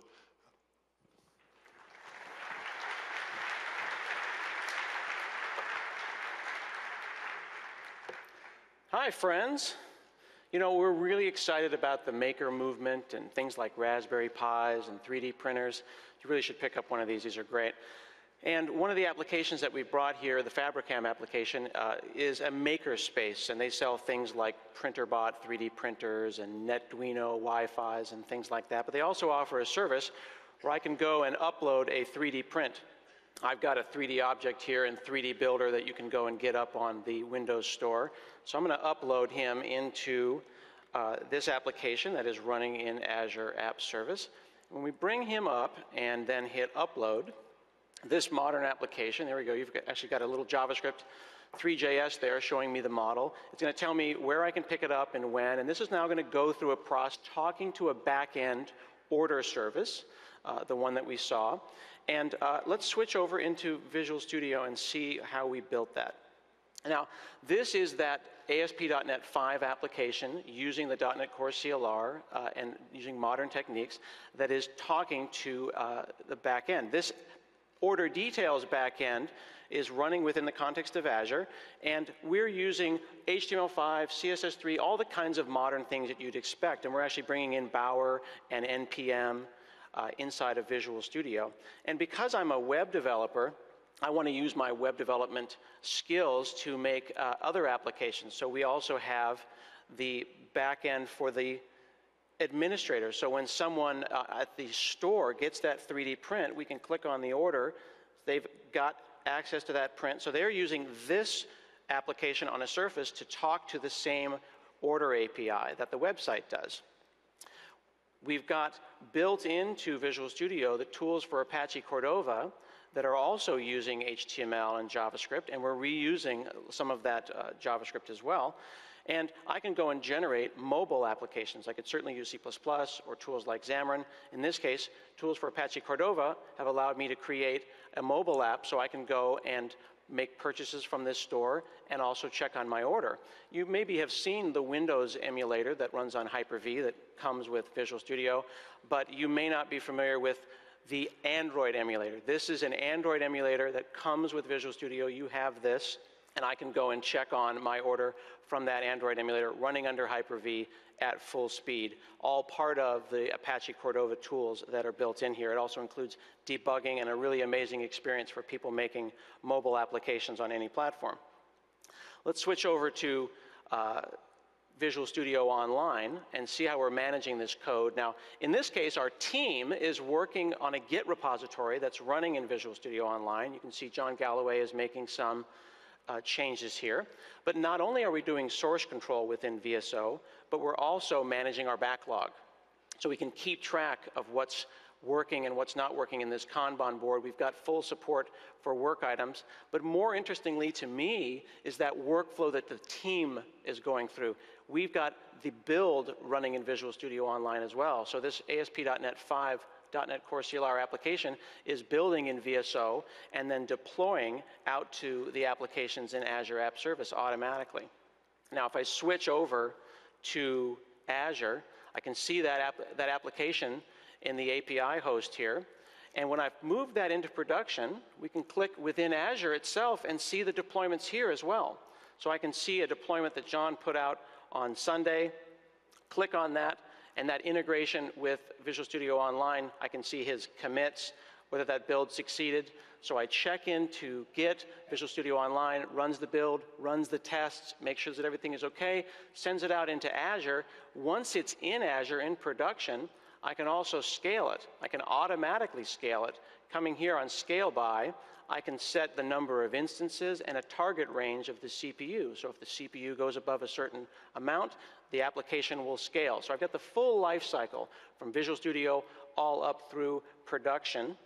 And now this application in production scaling, I'm going to want to get insights into what's going on. Now you would expect to have great web insights. We've got application insights showing us all sorts of details. We have dependency tracking all the way down to a single line of code. So from Visual Studio and Azure, you've got the best DevOps that allow teams to create both web and mobile apps. But with our recent integration of Hockey App, I've got the same deep insights for mobile applications. So inside, integrated into Azure, you can see here the mobile app crashes, events, sessions by country. I can go all the way down to a single line of code, and here's actually the iOS version of this application, and I can go and see specifically what worked and what didn't, down to an exact line, in this case, of Swift code. So it's a 360-degree view of any platform, from the highest level all the way down to the lowest level, to a single line of code. So this is a lot to take in. Let's step back for a second and get an understanding about how this fits in. We've got web apps, we've got mobile applications. Those are talking to APIs in the back end. When I submitted my order, it went to this order API written in ASP.NET 5 and the core CLR. Those API apps can be written by me, or they can be written by a third party or brought in from our marketplace. But a really interesting thing is this concept of logic applications, because there's business processes like when that order gets completed, I want to get notified as a customer about that. So let's take a look at what a logic application looks like. So let me switch over. Here we go. So this is an application here where we've got individual API apps. The SQL connector is going to be looking at the data for the orders, and then it flows through this workflow from one API app to another using a technology called Swagger, where that metadata is going through the system into Salesforce. And then in this case, we're posting a message to Slack. I can bring in that order API that we created in ASP.NET and then get the details for that order. You see that that actually got populated using that Swagger details. And then it knows about previous things within this workflow. This is a reliable, durable workflow in the cloud. And now I can click on Twilio and bring in the Twilio connector and then send a message to let me know when this order is completed. So here I can access any aspects of what is flowing through the system. In this case, I'll look at the phone number, and we will have the from number, the to number, and then under text here, we're going to have hi, person, Salesforce, first name, your order is ready. This is the kind of common business process that you don't necessarily want to write in code because it changes a lot. And this is all happening in the cloud in this business orchestration service called Logic Apps. And you can integrate this with any existing application running on any language, not just .NET, Node, Python, anything that can create a Swagger application can do this. Now, I think this is pretty amazing, but I feel like perhaps I haven't sufficiently blown your mind. And I promised a number of people that I would do that. So let's take a moment and then switch over to our Macintosh here. Now on this Mac, you can see that I can load up Visual Studio Online, I can manage my code, and write my cross-platform .NET applications. And I can do that using any one of the many editors that one would use in a Mac, like Emacs, Sublime, and things like that. But inevitably, I find myself going into Spotlight on a Mac and just wishing that there was a member of the Visual Studio family that I could somehow run. And now there is.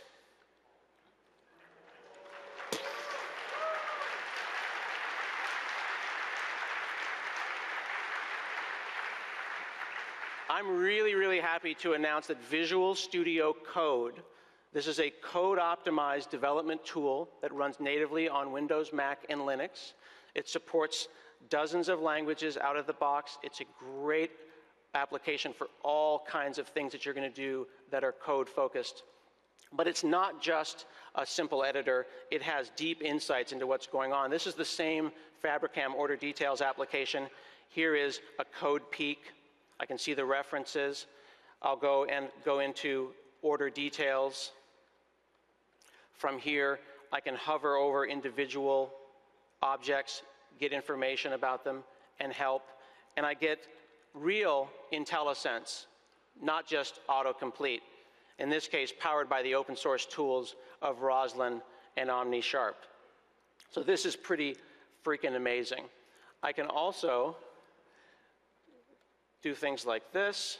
We'll bring in a little refactoring here, make a change, save this, and I've got Git and diffs and I can push it to Visual Studio Online, where it will then run through the process, be built, tested, deployed, and scaled to Azure, which is pretty fantastic. Visual Studio Code, but this is still not really blowing my mind. I feel I could do even better. So why don't we take a moment and switch over to Ubuntu.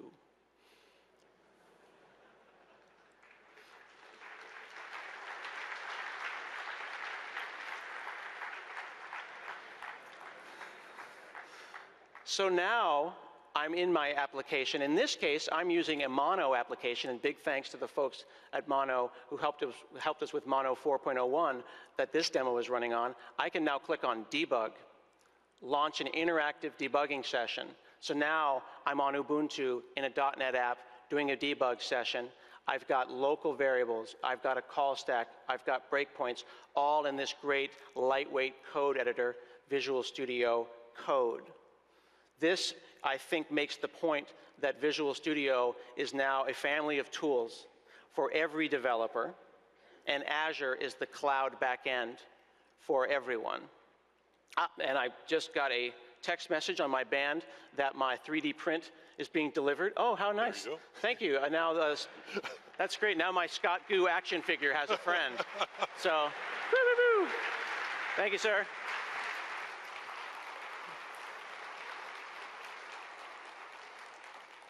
Well, thanks, Scott. That was a kind of a great example of the type of end-to-end productivity that the combination of Azure and our Visual Studio family now provides. You can see, as Scott mentioned, really a 360-degree view from coding to deployment to testing to source control management to running and scaling your application. It does it all. You also, from the chairs, saw our newest addition to the Visual Studio family, which is Visual Studio Code. Visual Studio Code is a code-optimized editing environment. It's small, fast, and provides both code IntelliSense and debugging support. And as you saw, it has full integration for Git. And one of the things it can be used on Windows, on Mac, as well as Linux development machines. And I'm really excited to announce that we're going to be making it available for free.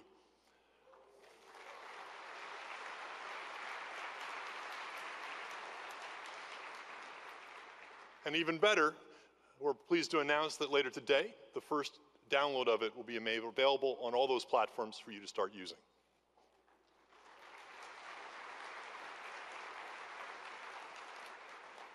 Now, our mission with Visual Studio is to provide best-in-class tools for every developer.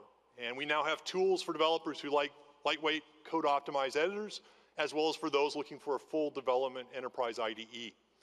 And with Visual Studio Online, as Scott showed, we now provide a full suite of developer services that run in the cloud that deliver a full application lifecycle management experience, including source control, bug and work item tracking, continuous integration builds, load testing, performance, crash analytics, and a whole bunch more. What's great is you can take advantage of all these services directly from any of our Visual Studio development tools, or you can also use them from any other development tool as well. This really enables you to build amazing applications in this mobile-first, cloud-first world. And we're really excited to talk more about this in the breakout talks and all the great features that are coming in Visual Studio this year. Now, Mark Andreessen wrote a famous article a few years ago where he talked about how software is eating the world and about how companies will increasingly deliver their value through online services. Today, more than 90% of all technology companies are now delivering or building online SaaS services to deliver more value and better connect with their customers. And many of our biggest customers using Azure today are using it to build and deliver SaaS services to their customers. This includes both born-in-the-cloud companies as well as enterprises that are reinventing themselves by becoming technology firms. AccuWeather is a great example of one of those companies. They're one of the largest weather forecasting services in the world. They were originally actually an AWS customer and then switched to Azure to power their weather service. They process more than 6 billion data requests each day through their APIs for temperature and weather forecasts. And they use Azure for weather prediction as well as to power all of their iOS, Android, and Windows apps. DocuSign is another great example. They provide an electronic signature signing SaaS service. They've been growing at 300% year over year for 7 years now, and they now service more than 120,000 enterprise customers. And they're a fantastic example of a successful startup, and their valuation is now worth billions. GE Healthcare is working to provide their customers, who are doctors and hospitals, easier ways to collect, analyze, and report healthcare data. And they've deployed multiple SaaS applications on Azure while meeting the most stringent regulatory environments. This week at Build, we're going to talk about a number of new technologies that we're delivering that enable you to build great high-scale SaaS services like these. One of the technologies we're going to talk about is something we call Azure Service Fabric. Now, Service Fabric is a high-control distributed computing framework. We created it to power our own high-scale cloud services, and we've battle-hardened it over the last several years under extreme loads and super demanding requirements. It supports the ability to create cloud services composed of both stateless and stateful microservices. And it has support for hyperscale-out deployments, self-healing and quorum management, as well as the orchestration of code updates. And we're going to release the Service Fabric SDK to make available on both Windows as well as Linux systems. The first download of that will be available this week.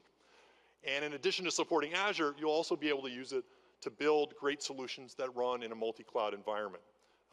We have a great set of talks later today that'll go into more detail on it. Now, when you think about building great SaaS applications, one of the things that's sort of fundamental to building those is to be able to do great data management. And Azure supports a wide variety of data storage and management solutions. You can use pretty much every commercial or open source data management offering on Azure. And Microsoft also optimizes and delivers both relational and NoSQL data solutions as highly available managed services that you can basically deploy and use.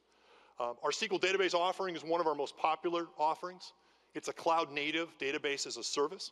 It's highly available, durable, and fault-tolerant, and enables you to store and manage data without having to worry about infrastructure, patching, software updates, or backups. That's all built in as part of the service. You can provision a SQL database in just seconds and run it literally anywhere around the world. And you can set up a SQL database to actively geo-replicate transactions across multiple Azure regions while you're doing that, enabling automatic failover support within your applications, as well as geographic scale-out. And we've added some great new features to SQL databases over the last few months, like elastic scale support, which enables you to shard and scale out SQL databases to be petabytes in size, and in-memory column support, which gives you up to 100x performance improvements for many core data scenarios. And because, again, SQL database is offered as a managed service, as opposed to just a database inside a VM, developers are able to host, scale, and use databases in a true cloud-native way. In fact, up to 160,000 SQL databases are now created or dropped every single day using Azure for a wide variety of different scenarios. What I thought I'd do is actually just talk about and show a nice video of one of the customers that's using SQL database. They actually have over 10,000 SQL databases running on Azure today. And this is Esri, who's the leading provider of geographic information services software. And so what I like to do is roll the video and talk about how they're taking advantage of it. My name is Art Haddad. I'm the Chief Technology Officer for Location Analytics at Esri. Esri has been a Microsoft Azure partner from the very beginning days, and we've built a true SaaS offering in ArcGIS Online using Microsoft Azure. Esri uses Azure SQL databases to geo-enable business data of our users with mapping and analytic capabilities. There are major events out there that take advantage of this to accommodate public safety or whatever it may be. But there's also mission-critical scenarios like a government that needs to disseminate public data in response to a natural disaster. People want to know where the latest evacuation site is, or better yet, where to get fresh water and food. But when they make these maps and data available over the web, sometimes it goes viral. And when that happens, we have to be able to scale on a moment's notice, and ArcGIS is that platform from which we can do that. Working on things that actually make a difference in people's lives, that means something.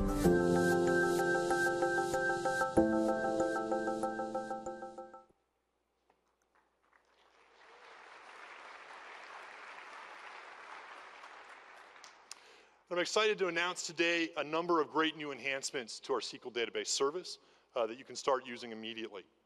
These include TDE support, which provides the ability for you to ensure and control encryption at rest policies within your databases. full text search support, which enables you to run text queries against your data. And a new capability I'm particularly excited about called Elastic Database Pool, which enables you to better manage lots of databases at even lower cost and is perfect for SaaS solutions.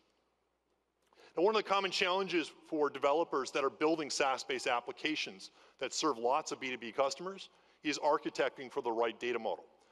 One approach is to use a shared database where you have lots of customers sharing the same tables of data. This is good from a resource cost perspective, but it introduces high operational complexity into your application. Now, another approach that many SaaS apps use is to maintain a separate database per B2B customer. This provides great data isolation, and ensures that no two companies' data is ever stored in the same database. But in the past, it's typically been more expensive since each database uses a separate set of resources. Today, we're really excited to introduce our new Elastic Database Pool support, which gives you the best of both worlds.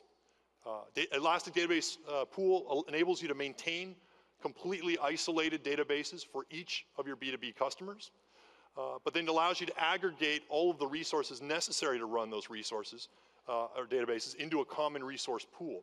And this allows you to smooth out the peaks and dips of different databases within your SaaS app and allows you to end up using far fewer resources to run your application. And the end result is that it saves you lots of money while also improving the overall operational complexity of running your SaaS solution. What I'd like to do is invite Laura on stage to show this off in action. Thank you. Hi. We're going to walk through some great new updates with Azure SQL Database, and SaaS developers are going to love this stuff. As Scott just talked about, you can let Azure dynamically manage your database resources using an Elastic Database Pool. And the best part is, this could also save you money. When you first create a pool, one of the decisions you need to make is, what databases should you even put in the pool? We've removed a lot of this guesswork. We're using machine learning behind the scenes to produce a list of recommended databases to go into a pool. We're going to take that list of databases and we'll just add them.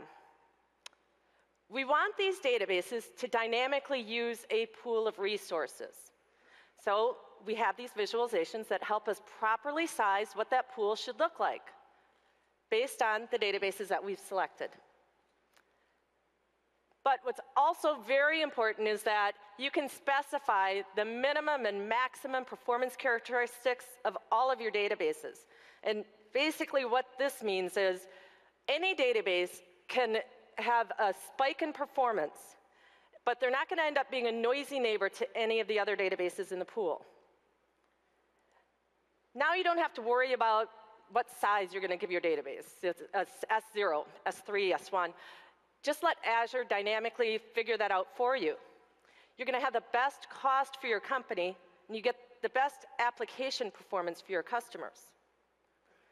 Let's go through some developer stuff.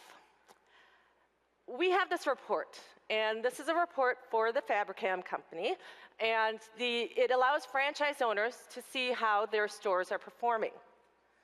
The really cool thing about this report is that it's aggregating live data from all of the databases in our pool. We had 30 databases. And it's using a single connection string and a single query. In a few weeks, we're going to deliver, in preview, Elastic Database Query. And creating a report with a single connection string against a group of databases will be as simple as a select star. And finally, how do you manage updates and changes when you're in the SaaS world? You have tens, hundreds, thousands of databases. How do you make updates to all of those databases? For example, with our world, we may want to restrict the rows of data so that each franchise owner only sees the data for the stores that they own. Well, Azure SQL Database delivered row-level security some time ago. We want to implement that, but that's going to require a change to all of our databases. To make any database change, any schema change, maybe you want to do a maintenance update, we'll use the new Elastic Database job. We'll take our standard T-SQL that we know and love. And we're going to just submit this, click correctly, submit this as a job to our pool. We'll call this RLS for row-level security. So once I click run, my work is done. I let Azure do all the rest of the work. I don't have to write my custom script that loops through all the databases. I don't have to manage retry logic. I don't have to think about how I'm going to scale this to tens and hundreds and thousands of databases. Azure takes care of all of that for me. I can use this for maintenance jobs, like rebuilding indexes. I can use this for other standard statistics updates or just one-time updates, any kind of update like that. And after this completes running, we can see it's already almost complete against all of our databases. And if we just give it a second and we refresh our report, hopefully Martina only sees the rows of data for the stores that she owns. So now you've got these fantastic new tools that will help really build robust SaaS applications using Azure SQL Database. Thank you.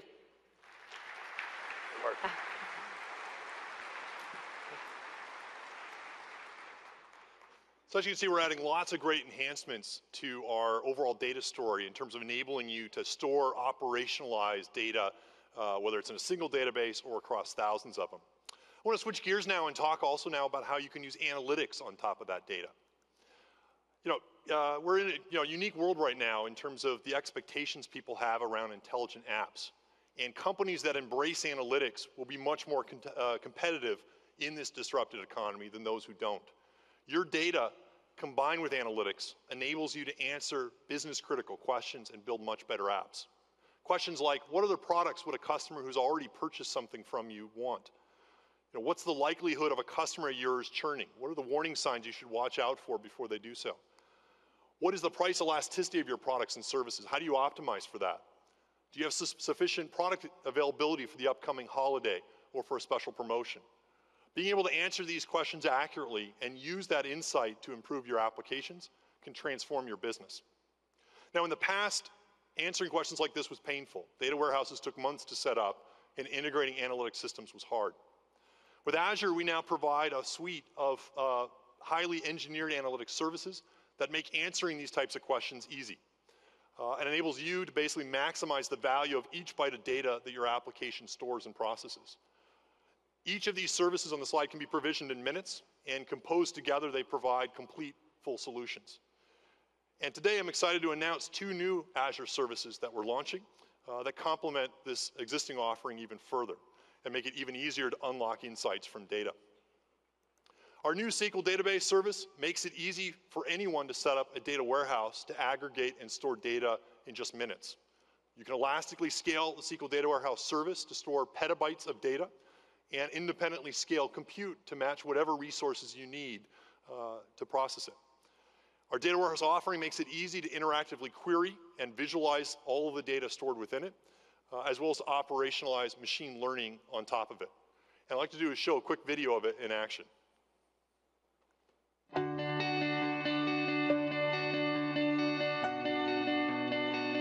Imagine, how could you make your business more intelligent using data?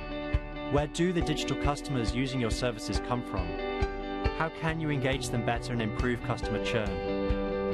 How would discounts affect your inventory and margins? Imagine if you could use data to analyze these questions and intelligently predict outcomes. But each question could take hours, maybe even days, requiring more servers than you have in any on-premise data center. But now, you can use Azure to add unlimited compute power to your questions. Introducing SQL Data Warehouse. The new SQL Data Warehouse service is easy to create and can be launched in minutes. It's the industry's first cloud data warehouse that can grow or shrink to any size in seconds, and which you can use to intelligently answer any question using data. You can easily import data from any data source, with automated data pipelines from Hadoop, NoSQL, and SQL databases, IoT, as well as on-premise applications and systems. Then you can easily create reports against it, as well as visualize it. Simply connect Microsoft Power BI to a SQL data warehouse in just seconds. It also unlocks the ability to easily use predictive analytics. Azure Machine Learning can now use petabyte-scale data with applications written in R and Python to analyze customer product recommendations or assess customer churn risk. You can expose machine learning APIs that your apps can call to more intelligently interact with your customers.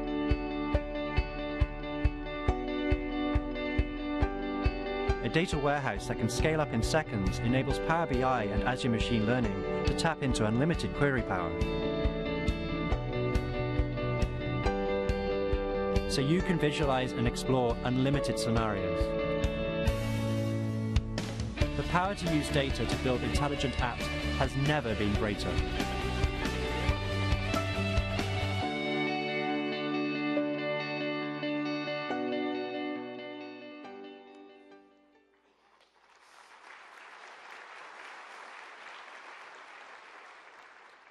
Using our new SQL Data Warehouse service, you can easily stand up and aggregate data from any source.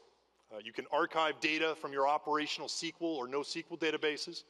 You can also then aggregate that data from on-premises data like an SAP system or a Dynamics system. You can also easily aggregate data from a Hadoop cluster and be able to import any type of data from that. Now, once your data is in the data warehouse, you can then easily visualize and interact with it using our new Power BI service. This provides a rich way that you can visualize your data and ask questions of it. You can also run reports against it, as well as stand up and use machine learning to create predictive models on top of that data. Now, one of the things that makes our machine learning service so powerful is that once you create a predictive model with it, you can then expose it as an API that your apps can now call and use. And this basically means the more data you get, the smarter your apps get, and creates a virtuous cycle that really allows you to build some truly amazing systems. Now, there are other data warehouse offerings in the market today, and AWS has seen a good uplift with its Redshift offering. I thought I'd just spend a little bit of time talking about how now Azure is even better. Unlike Redshift, you can independently adjust the amount of compute and storage that you use with a SQL data warehouse. This allows you to reduce costs and pay only for what you actually need. You can automatically scale up your data warehouse in seconds. This is a big difference versus Redshift, where typically it takes hours or even days to rescale your data warehouse, and your data warehouse goes into a read-only mode with perf degradation. This allows you to basically increase and decrease pretty much at will. Redshift doesn't have the ability to pause a cluster, and so unlike SQL Data Warehouse, where you can pause when you no longer need your data warehouse and pay only for storage. This allows you to reduce costs and pay only for what you actually need. A great example of that might be when the end of the month or end of the quarter, you need a data warehouse. When you no longer need it, just turn it off and you're not having to pay for anything.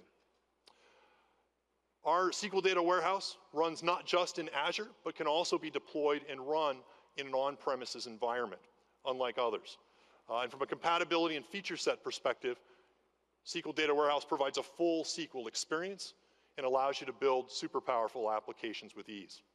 So we're really excited about what SQL Data Warehouse delivers. We think this is really a perfect opportunity for you to build and analyze data in a really rich way, and it's going to allow every developer to get more insights from the data they have. Now, one of the most exciting opportunities, I think, for every business out there is to use the Internet of Things to transform how they build products and how they engage with customers. And we have some fascinating use cases of IoT solutions built now on Azure. Ford is adding IoT sensors to all of their vehicles to improve the overall car owner experience. And they've built a IoT backend solution on Azure to collect and process all of this data. And then they're connecting it with the customer information that they already store within apps they own inside their own on-premises data centers and providing a full, complete solution. Rockwell Automation has partnered with one of the biggest energy super majors out there and is basically now running unmanned internet-connected gas dispensers. Each dispenser emits real-time management information which they can basically then use machine learning on top of to detect anomalies and predict when proactive maintenance needs to be done on the machines. And my favorite example is probably the NFL. Most teams in the NFL now use the X's and O's Thundercloud platform to record, analyze, and share game and player data in near real time during the game. This Thundercloud solution runs on Azure, and in addition to providing real-time statistics and analysis on plays, it also records, encodes, and uploads video that can be used for post-game analysis. Let's walk through some of the canonical services that you can use in Azure to build these types of IoT backends. Using the Azure Event Hub service, which we released just last fall, you can now ingest and process tens of millions of IoT messages per second. You can use the Azure Stream Analytics service, which we made generally available this month, to perform near real-time analytics on top of these IoT messages. And you can operationalize it using a combination of Power BI to create rich data visualization dashboards of the stream data. And you can optionally now store the raw data, or more commonly a subset of that data, inside into these databases that we run inside Azure. And you can now store the raw data within our new data lake service that we're making available and announcing this week. Now, this new data lake service that we're announcing today is really a revolutionary way to store and process data. We've built the new data lake service using more than a decade of real-world learnings, managing exabytes of data for our own Microsoft services. And the data lake service enables you to store literally an infinite amount of data. You can create accounts that store exabytes of content with individual files that are up to a petabyte in size. And this infinite capacity allows you to keep data in its original form, whether it's IoT data, log files, or any other non-relational structure. You can then run high throughput, low latency analytic jobs to analyze and process this data at any scale. You don't have to worry about setting up or managing your own clusters to do this. Instead, you can focus on the task at hand that you want to get accomplished, and the service will automatically scale out for you and apply the appropriate resources to get it done. And the service provides built-in enterprise-grade security support, enabling you to securely lock down, control, and access to any data that you store within it. Now, one of the great things about the data lake service is that it exposes data using the standard Hadoop HDFS API. And this enables you to actually leverage any analytic software already out there that supports HDFS. This allows you, for example, to run standard Hadoop jobs and Hadoop workloads on top of anything stored inside the data lake. You can take advantage of and write R applications using our new Revolution R distribution and be able to now have those scale out and query against literally exabytes of content. You can also stand up and use VM-hosted Cloudera as well as Hortonworks clusters to access and run analytics stored inside the data lake as well. This gives you maximum flexibility and enables you to derive even more insight from the data that you ultimately store. So Azure now has, we think, the richest analytic capabilities of any cloud and enables you to build intelligent apps that are highly differentiated for your customers. And this morning I've talked about some of the types of applications you can do with that, that you can use to drive your business, disrupt businesses, or grow profits. This technology, though, can also be used to really change the world in non-business ways as well. And one of the things I like to do is invite on stage a customer of Azure who's doing just that, and that's Just Giving, who basically optimize philanthropic giving campaigns and help funnel money into good causes. And what I'd like to do is invite Mike Bagumbi on stage to talk about what they do and how they're doing it with Azure. Thank you, Scott. Great, good morning.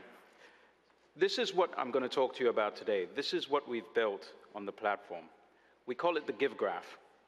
It's a set of complex algorithms that will fundamentally change the way you and I interact with causes that we care about.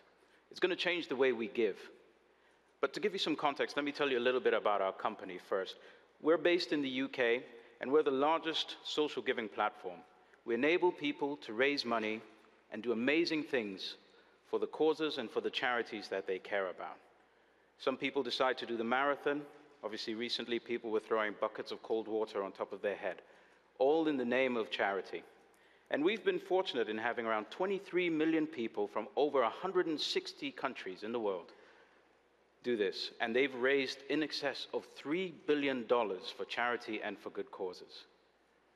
And this has taken us a lot closer to our goal, which is to ensure that every great cause gets the funding that it requires. Now, we live in a world where we have billions of people who have that natural desire to give. And if everyone did that, we would eradicate poverty. We would put cancer out of business. Now, our team had the task of trying to understand why that isn't happening, using analytics, using machine learning, and getting a real understanding as to how we think and how we make that decision to give. And our analytics has identified 3 key things that our product needed to use data for. The first is that it needed to change giving from being a transactional activity to something that's far more engaging. It also needed to be personal, and of course it needed to be social. After all, we've solved some of the biggest problems as the human species by connecting with each other and collaborating. But at the heart of all of this is that we needed to make giving personal, which for us means we need to understand what you specifically care about. Traditional ways of trying to address personalization, we would use things like lookalikes or collaborative filtering. But in this space, that doesn't work. What you care about is specific to you. If you care about cancer or beating cancer, I can't find somebody who looks like you and say that they also care about cancer. Everybody has something specific that they care about. However, using machine learning and graph theory on this platform, we've managed to crack that problem. In fact, what we've done is we've built a machine that does 3 specific things. First of all, it understands how you specifically want to give. See, giving isn't just about money. It understands whether you want to give time or whether you want to give effort. Secondly, the algorithm can work out specifically what you care about. And it also understands that what you care about changes. It's a moving data piece. It's not static. It changes as your circumstances change, as your associations change, and the more interactive you become. And lastly, my most favorite part of the algorithm is that it understands how to interact with you, specifically with you, to make giving more engaging and remove those barriers that might exist to stop you from giving. Now, we couldn't have done this without the Azure platform. We're a small team of scientists and engineers, and what the Azure platform really allowed us to do was focus intensely on our goal. We don't have a team of operations experts who can manage a huge cluster of cloud machines in the cloud. But this platform was ideal for us. And these are the components that we used, and this is how we architected them. We essentially had 3 core processes. We had a batch process, which runs nightly, a real-time process, and a process that allowed us to put our APIs in front of the product. And the batch process is the backbone for everything that we do. And at the center of it is HD Insight. This is where we do all of our large calculations. This is where we build the give graph that I showed you earlier. So essentially, we take all of our data, we upload it into blob storage, then we spin up the clusters and do all of our calculations. And once that's done, the clusters are put down and the data is moved onto Azure table storage. And at the same time, we have a real-time service that helps us keep this product interactive. It helps providing data to the machine so that it can learn and it can continue to become more effective. We use F# mailboxes and Azure Service Bus for that. And of course, we have Azure websites or the Azure web app, which is where we put our APIs and where the product has access to it. And all of this manifests itself on the product itself. This is what our feed looks like. This is what that platform is powering. And what's exciting is that this is where we are seeing giving move from a transactional activity to a more engaging one. We're seeing people be far more interactive and far more social, connecting, collaborating about the causes that they care about, the charities that are important to them. And as I conclude, I can't emphasize enough how much of an impact this is going to have. And we're really in a fantastic position because this platform has allowed us to focus exclusively on our goal to ensure that every great cause gets the funding that it requires. Thank you. Thanks, Mike. Cheers. The opportunity to build applications that can change the world has never been greater. Each of you now has access to cloud resources that were unimaginable just a few years ago. There's never been a better time to be a developer, and I'm really looking forward to seeing what you build. Thank you. Thank you very much.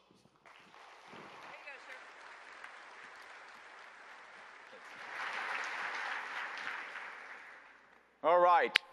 We'll move to the next chapter of our platform innovation, Office. There are three core concepts in the transformation of Office to a platform. The first one is about the user experience. We're opening up the Office user experience for all of your applications in fundamental ways, so that your applications can show up in the context of what 1 billion+ users of Office do in Office. Create stuff, get stuff done, collaborate, communicate. We want you to be able to build applications that fit naturally into those contexts. Second, we want to go beyond single applications, their APIs and data silos, to a semantically rich graph of data that is available for you to be able to consume as well as extend. And third, we want to have the capability to reason over that rich graph and add intelligence into your applications, so that not only does it drive new features, but more importantly, drives engagement in your applications. So those are the three concepts that fundamentally change Office. So we wanted to give you a quick tour of that so that you can look at what your applications can do to exploit these capabilities. And for that, I just wanted to introduce Rob Lefferts from our Office team to show you some of this. Hi, Rob. Hi. So how about we get started by talking about how we're moving from Office from us to Office with partners. That's great. Let's dive right in. What we're looking at here is Word. This is Office 16, Win32. And what we see is a solution from DocuSign. Scott was talking about them earlier. They do digital signatures, and they've integrated the power of their service directly into Office using a new modern web add-in framework. It's built on top of HTML5 and JavaScript and communicates the document through a JavaScript object model. Let's switch gears and look at another one.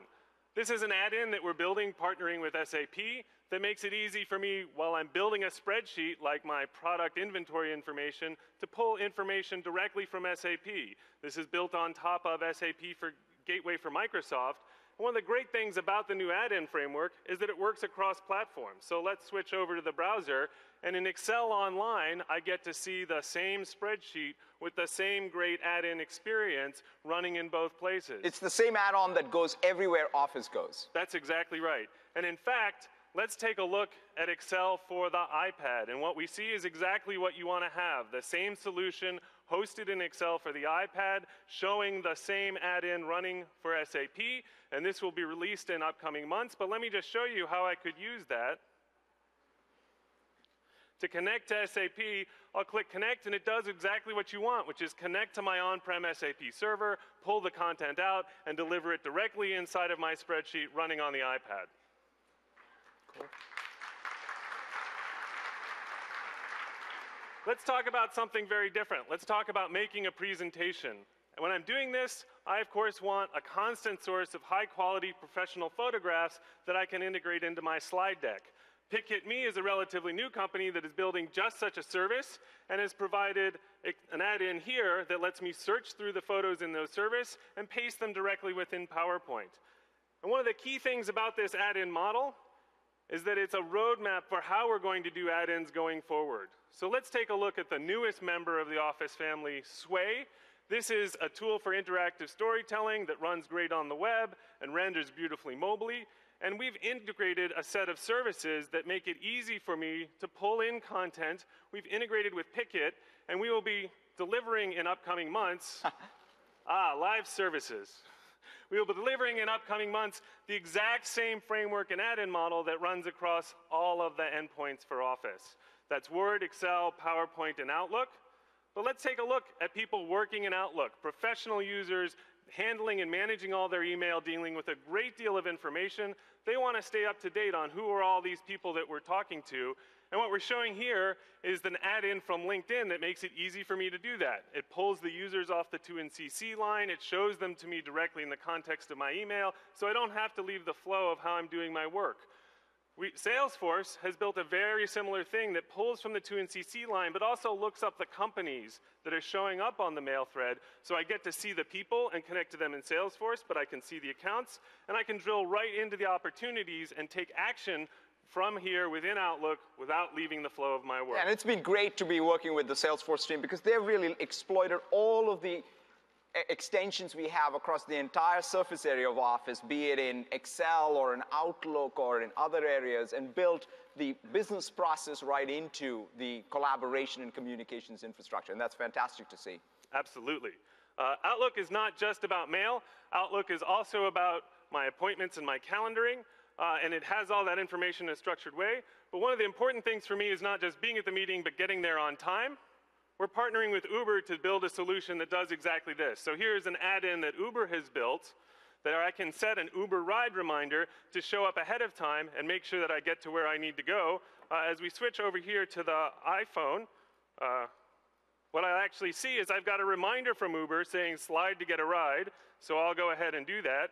It brings up Uber, and it sets my pickup location. The cool thing is that it got my destination because that lived in Outlook. So Right. Outlook knew where I needed to be, and now Uber knows where I need to go. Now that's great. So that shows you how applications that you build show up throughout Office. They extend beyond any single application. Now let's talk a little bit about this graph. How are we building the graph and exposing the graph to developers? Yeah, let's actually pop it open and take a look at exactly what it looks like. So this week at Build, we are announcing a preview of the unified API endpoint for Office 365 APIs. This builds on top of the file, mail, calendar workloads that we delivered last fall. And what it does is make it easy for developers to get to this data in a unified, consistent way. So we're just popping open a little API Explorer tool that can show us what do some of those request and response patterns look like. So what will you as a developer have to do in order to get access to this rich data? What you can see is the URLs are pretty simple. graph.microsoft.com, version number, and the tenant that I am connecting to. And this will make it easy for me, in this example, to query Active Directory to get a list of users. I'm querying from users for a particular department, in this case operations, and what I get back is exactly what you would expect. Clean, well-formatted, easy to understand JSON. Every developer in the room has a whole toolkit that can parse this and use it to build great solutions. But the point is that this is actually a graph, and so I can go from an individual user to drill into their files. All I have to do to get to the files from OneDrive for Business is stick /files on the end of the URL, and from there I see data documents coming back from OneDrive. These are just the files that the logged in user has permission to see. And that's the powerful concept, which is you no longer are going to different applications for different data. You're not going to Active Directory for users and groups and then to OneDrive for files, but you're able to traverse the entirety of the graph with these APIs. Exactly right. In fact, speaking of groups, let's pull up another example. Office 365 has a new concept for a unified modern group that brings together the people and the documents and conversations and calendar that they're having, and we're exposing that through the unified API. So I can query the Active Directory for groups, and I can navigate through them to find files that belong to those groups. So here we actually see stick on a /files, and it brings up the files associated with that group, again trimmed for the logged in user. Now this notion of logged in user is a really common pattern for people building solutions, and so we've actually made it super easy. There's a me token that you can stick in your URL to just get back the data for the logged in user. And that's probably very important because everything here is permissioned through the policies and ACLs that you put into AD. So in some sense, the me token gives you access for the user using the application's credentials. Exactly right. And because now I have access to my information, I can go and look at my calendar, just /events on the end of the URL, and that brings back appointments that are live in my Outlook calendar. And it's the same idea to get to messages, /messages, and boom, I'm in my inbox coming from Exchange, and it's just that easy. Awesome. So how about we talk about the last concept, which is how do we go from here to really building the richness of intelligence inside of your applications? Sure. So this is powered by the Office Graph, and the thing about the Office Graph is we talked about data, we've talked about add-ins, and we've really talked about how we can use that to drive a whole nother set of insights. We know who are the people, the conversations, the meeting, and the organizations. And what we can do with that is provide additional insights to developers. They can use that in the preview here to query the graph to get information out. And in addition, we're delivering a first-party app in the shape of Delve that actually provides me every day with information about what am I working on and helps me search and discover the content that my colleagues are using. There's something funny going on? I'll keep going. Okay, keep going. Okay, so here I am looking at Delve, and what I see is exactly what you'd expect. Some cards and contact that'll help me stay up to date on what my colleagues are doing. So I see an Excel notebook that is coming out of OneDrive that lets me see here's what my boss built, here's some KPIs, here's an attachment that lives in email. But we've been working with partners to imagine what will it look like when we have additional third-party signals coming into the graph. How can they get into this notification stream? And what we see here are opportunities. So that's a card from Salesforce. That's exactly right. This is a card from Salesforce showing the amount, showing information about who owns the account, et cetera. I can navigate down. Here's information coming from Twitter. And beneath that, we see information coming from Trello. So if people are collaborating in boards, I can navigate directly through and get to that. And let's actually scroll down a little bit further, and what we see is a purchase order coming from Dynamics AX. That looks like a super important one, so it was great that Delve made it easy for me to take action on it. Right, so this is no longer now information that is inside of the Office graph that's based on the data of our apps, but people are able to extend the graph with additional edges and nodes that's all surfacing in Delve. That's exactly right. Wonderful. Thank you so much, Rob. Thank you very much.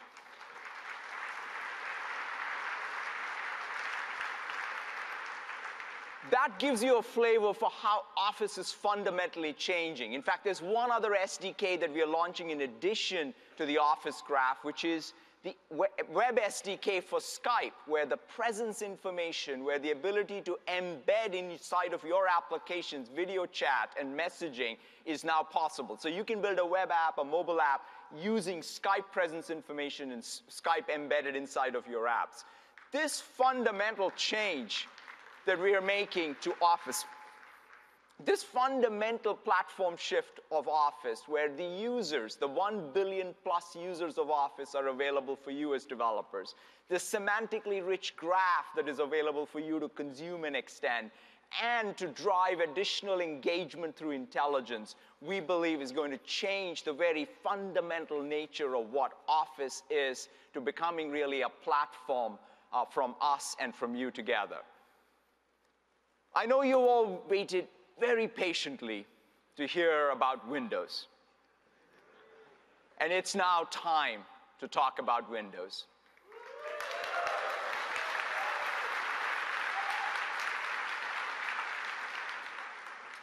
Windows 10, as I said, is not just another release of Windows. It is a new generation of Windows. It is Windows built for this era of more personal computing. It's built where mobility of the experience across devices is what is paramount, not just the mobility of the device.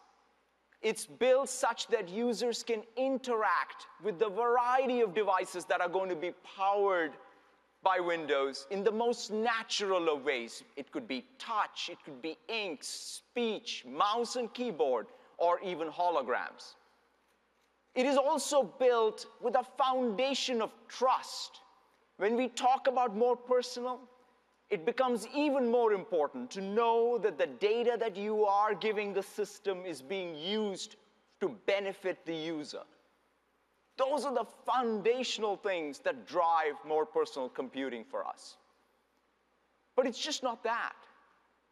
It is a very different Windows in terms of how we deliver it, how we keep it alive.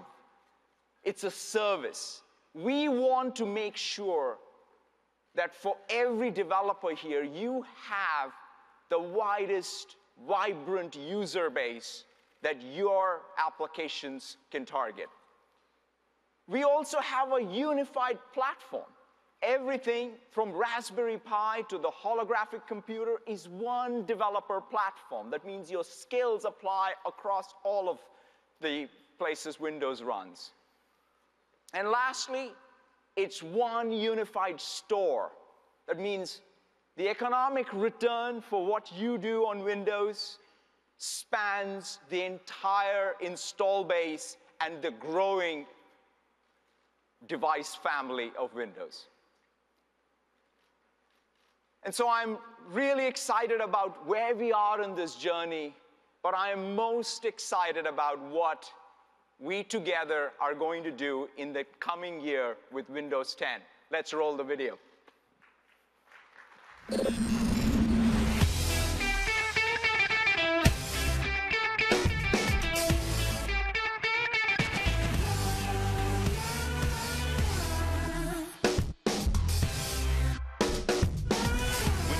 Embodies what our consumer and our enterprise customers are demanding.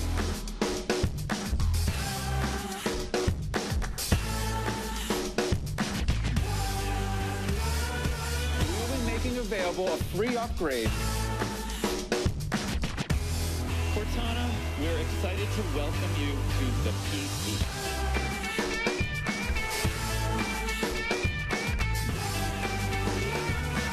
Windows Insider program gives us that connection at an earlier phase than at any other time in the history of Windows.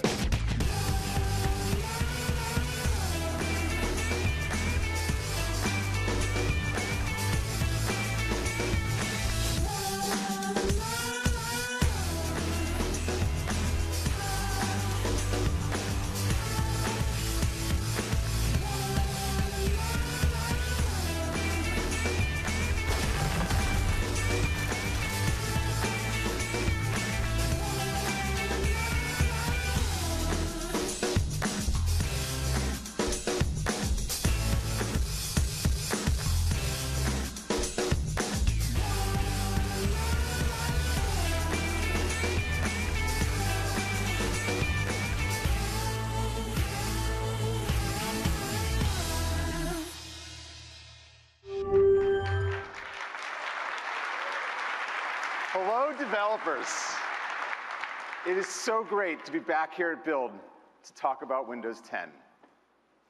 Satya has shared that our aspiration is for customers, for end users to love using Windows 10. Well, we also have this aspiration for you to love developing for Windows 10. Our goal is to make Windows 10 the most attractive development platform ever, enabling you to build the most innovative applications, applications that your customers never before thought possible. Integrate Cortana into your apps. Integrate Xbox Live into your apps, giving your customers awards and achievements, or bring them to life with the avatar. Add natural user interactions to your apps, like pen or speech. Or turn your apps into holograms.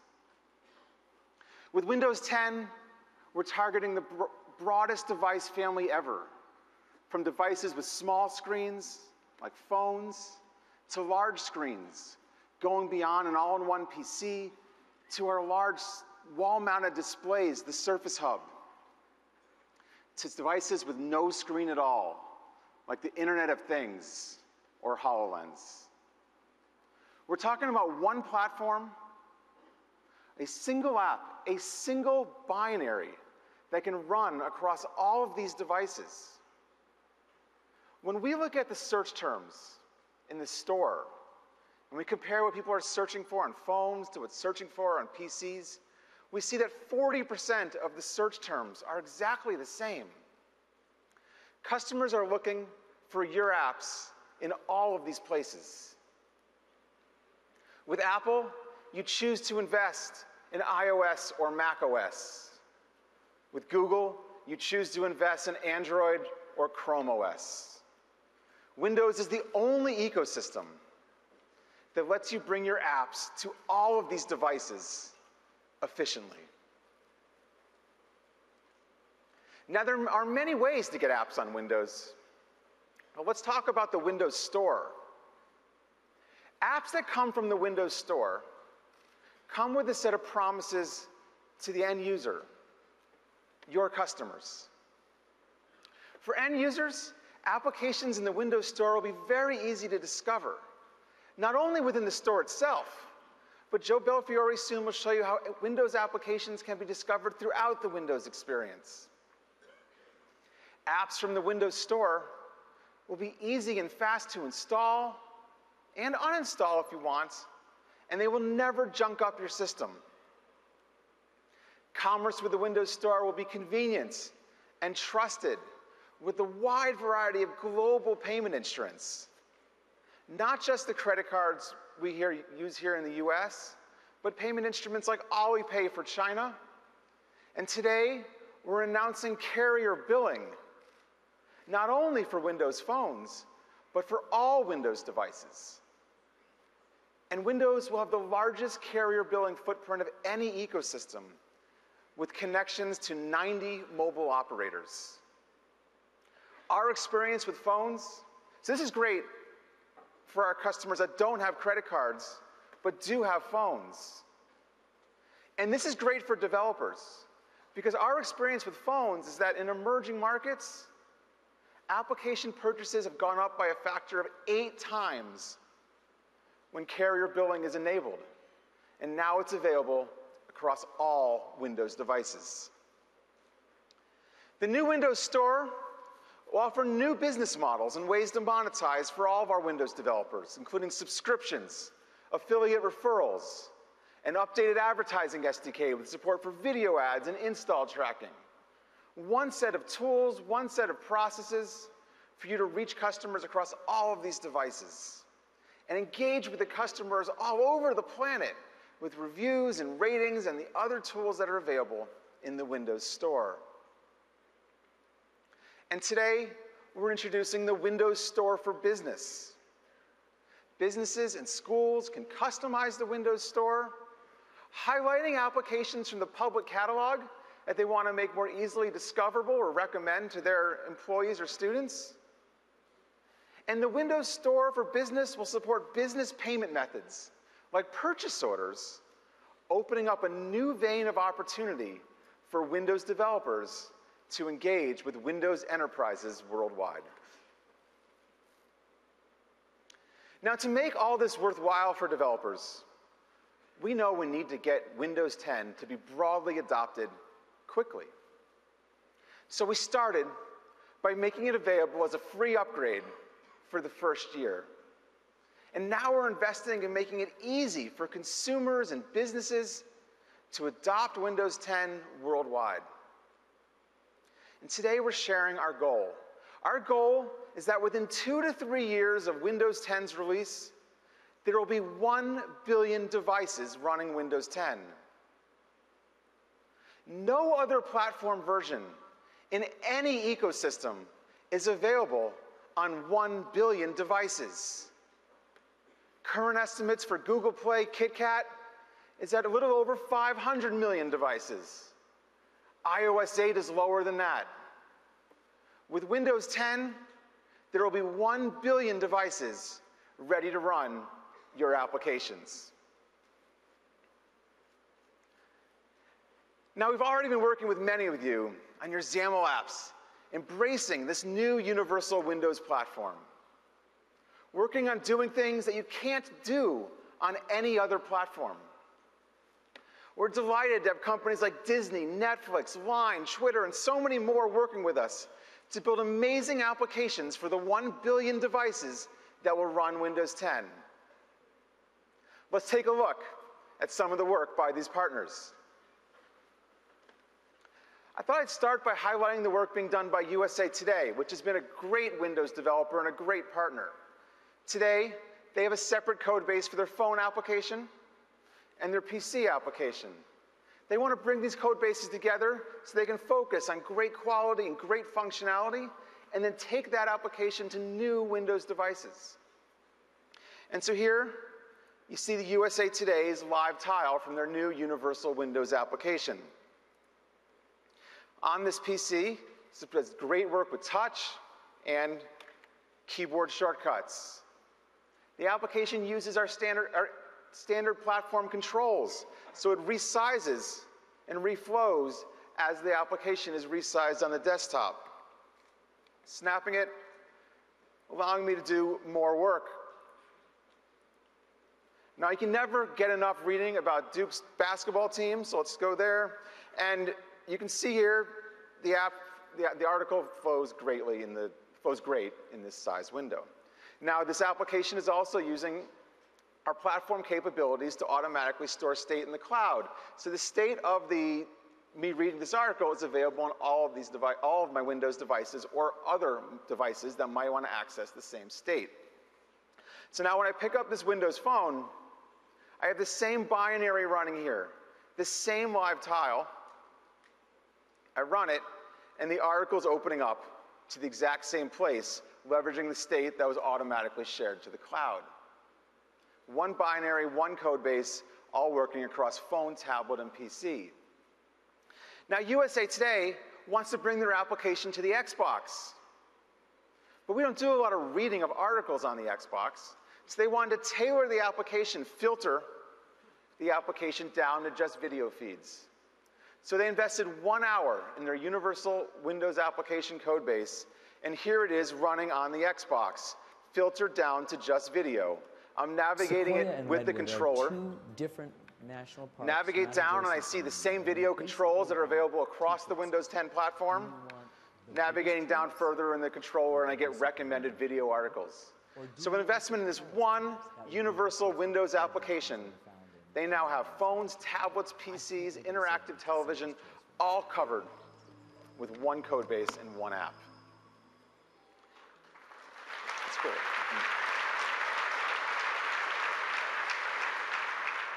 So now let's take a look at the work Tencent's done with their WeChat application. WeChat's an incredible phenomenon. You know, they just crossed 500 million monthly active users, growing 40% year over year. They've been a great application for Windows Phone users. Here they are on my Windows Phone. Tencent wanted to bring WeChat to Windows PCs and tablets. So they made an investment in their Silverlight application on the phone. The team spent about approximately 1 month. They now have a universal Windows app that runs great on the phones and will also now be available on the desktop with some tailored experiences for the desktop. So let's look at WeChat on the desktop. Now, on the phone, if you noticed, Shen had sent me a message. I have WeChat installed in this PC, but now we can access that new message from the notification center. I click on the notification center message from WeChat. This is the same binary running both places. Open the message from Shen asking for the file, and here they've done some tailoring to accept drag and drop from the desktop, all with one universal Windows application that's running across these devices.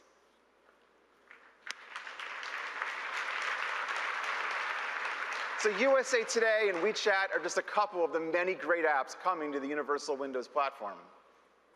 In a few minutes, Joe Belfiore will join us and show how Universal Windows apps are going to enable you to do things you never thought possible on a phone. And Alex Kipman's going to join to talk about how Universal Windows apps you never thought possible on HoloLens. Now, partners like these are giving us great feedback as they engage across all these devices with the Universal Windows platform. Netflix loves it. They can deploy their apps efficiently everywhere. The team at Trivia Crack, my favorite, it's a great game. Trivia Crack. Told us that developing Universal app is 4 times faster than developing for Android and iOS. So let me just say thank you for your early engagement on the Universal Windows platform so we can bring your applications to life. So that was about new.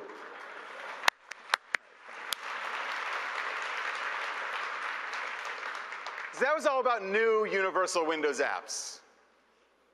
But today we want to talk also about your current code, your current apps. Windows has always embraced a wide variety of technologies to build great apps.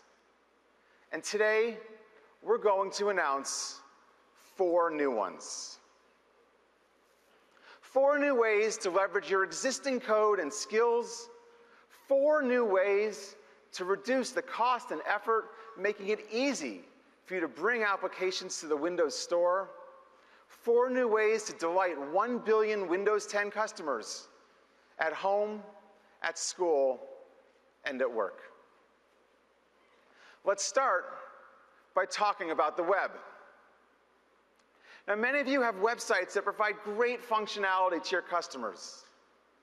Today, I'm announcing that you can reuse your current server-hosted website code and tools and take advantage of the rich capabilities of the Universal Windows platform, to have your website send notifications, to give your website a live tile, have your website integrate with Cortana, do in-app purchases, integrate with Xbox Live, and more. This will help your websites reach new customers and delight Windows customers in new ways. Let's see this in action. So to demonstrate this, we're going to use a website, 22 Tracks, which DJs across Europe use to exchange their tunes. It's a very rich website, uses WebGL, reflows to the browser resizing. It's a great website. But what they've done is they've registered their website with the Windows Store, and then I have installed that application on this machine. Oops, there it is. And it's going to open up as an application. The server-hosted web code can detect whether the code is executing inside a browser tab or inside an application frame. When it's inside an application frame, it knows it can call the whole Universal Windows platform. So now, when I close the browser tab, the website's gone. But now that it's an app, when I close the app, 22 Tracks can now send me a notification. I click on the notification, and I come back to their app. Likewise, now that 22 Tracks is can detect they're running as an app, they can efficiently, conveniently offer in-app purchases to all their customers for the music, leveraging the commerce capabilities of the Windows Store. So this is just fantastic, letting website developers leverage all of their server-hosted code and take advantage of the capabilities of the Windows platform and the Windows Store.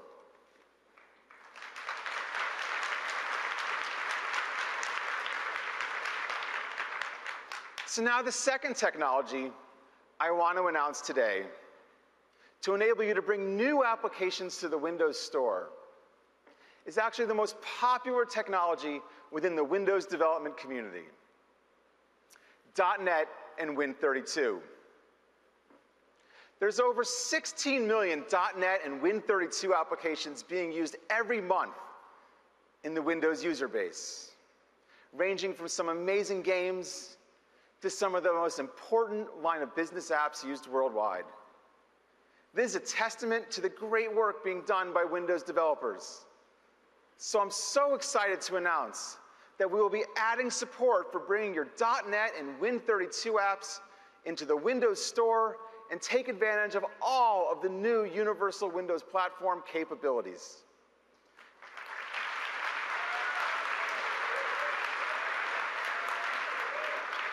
To show you how this works, let's use an app that's loved by customers worldwide, one of the best Win32 applications ever, Adobe Photoshop.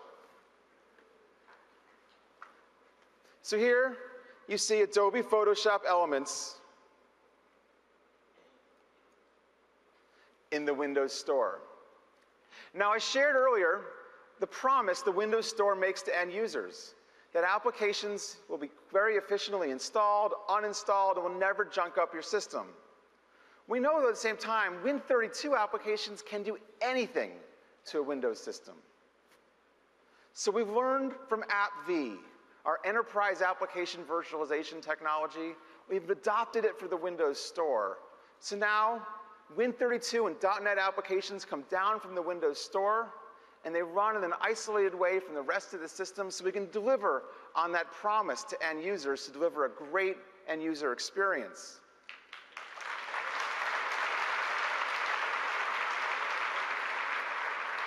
And so here is Photoshop. You can see it is the full Photoshop experience with great performance. And I'll prove that to you with the full limits of my Photoshop capabilities.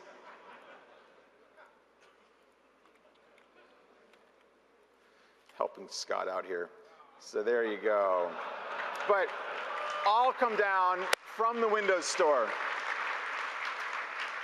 And it's very exciting to share that later this year, Adobe will be bringing Photoshop Elements and Premiere Elements to the Windows Store. So the Windows Store will have great support for apps built using web code, .NET and Win32 code, enabling you to use your current code bases, extend them using Windows 10's new platform capabilities, and delight customers across the 1 billion Windows 10 devices. Now, the third technology I am announcing today will enable developers to reuse nearly all of the Java and C++ code from an Android phone app to create apps for phones running Windows 10.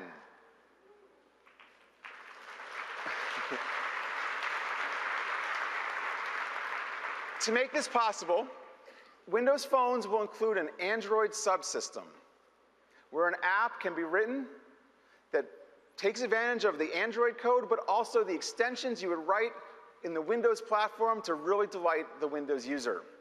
To show you how this works, please welcome to the stage Agnieszka. Thank you, Terry. Hello. My name is Agnieszka Gerling. I'm one of the project leaders working on the technology that will enable you to build great Windows apps by reusing a lot of the code you have written for Android. Here, I have an Android device. And on it, I am running the Choice Hotels app. Choice Hotels is the highest rated app in its category, makes it very easy for travelers to find a great hotel. But I'm going to switch to Windows Phone.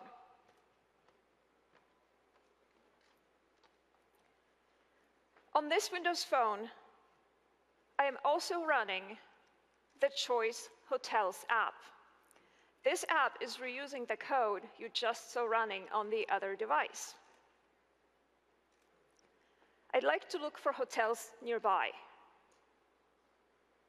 The app is taking advantage of the Windows Location API to find hotels in San Francisco, California. Okay. Can I have a switch? Yeah, just keep going. Device switch? Well, let's try that again.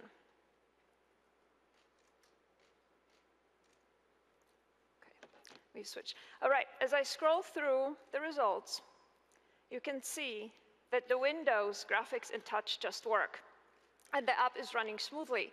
It's running in the Windows security container to ensure a trustworthy experience for Windows users. I'd like to go back. And as I hit the back button, please note that the app's navigation is integrated with the Windows navigation model. I'd like to select a different city. So I am going to type in Seattle with the built-in Windows keyboard. Okay. So I have just shown you how an app can efficiently reuse its existing code to deliver a great experience on Windows. And in tomorrow's keynote, we will show you how you can light up your app's experience with native Windows features such as live tiles and with Microsoft services. Thank you. Terry, back to you. Thanks, Agnieszka.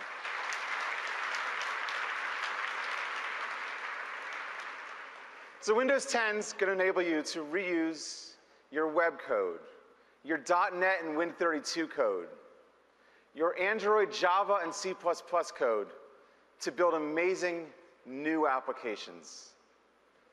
Bringing the code over, extending it, putting it in the Windows Store, and reaching 1 billion Windows 10 customers. Finally, the fourth technology to build great new universal Windows applications is Objective-C.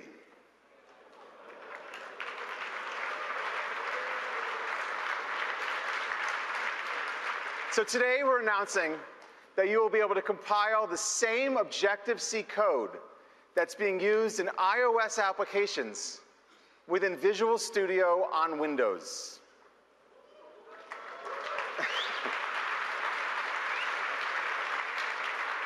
Enabling you to leverage that code and extend it with the capabilities only found on the Windows platform. Let's take a look. So here, in this directory, we have an iOS application, Math Dream.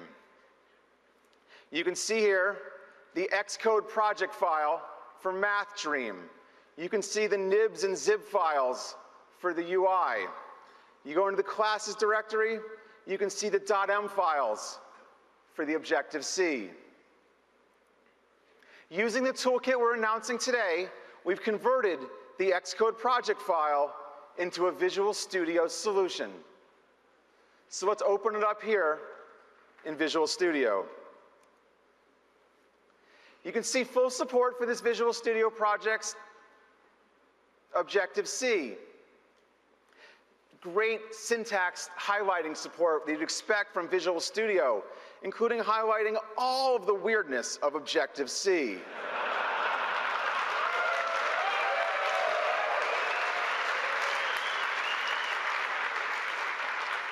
We've taken this application, and now we can debug it and execute this tablet app on Windows.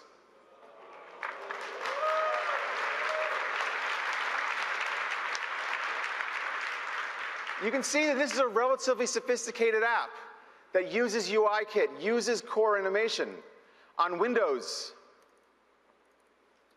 The performance is good, but it also works with mouse and touch. You can do very complex arithmetic, too. Look at that. But actually, that's the wrong answer, so let's adjust this to the right number of apples. And you can see, not only can it correctly do math,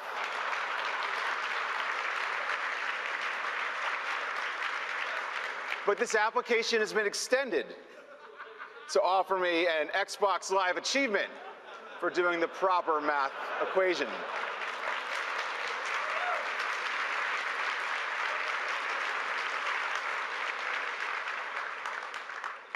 Now you might be wondering if this actually works. Will it work for a more complex app? Now usually when we announce this kind of thing, we would say coming soon. Well, in this case, it's different. We've been working with some great development partners on bringing their applications to Windows using this technology already. And today, I'm very excited to share, but this is how King brought Candy Crush Saga to Windows Phone. The app has 4.5-star reviews, 40,000 reviews. King brought the app to Windows Phone with a very fast time to market, very few code modifications, and it's a great app. And now, King will be releasing more titles for Windows 10 soon.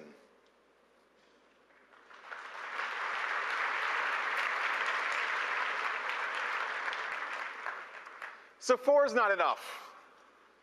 So there's actually one more thing we're going to do to help make it easy for you to build great Windows applications. And that is, we need to get you some great hardware.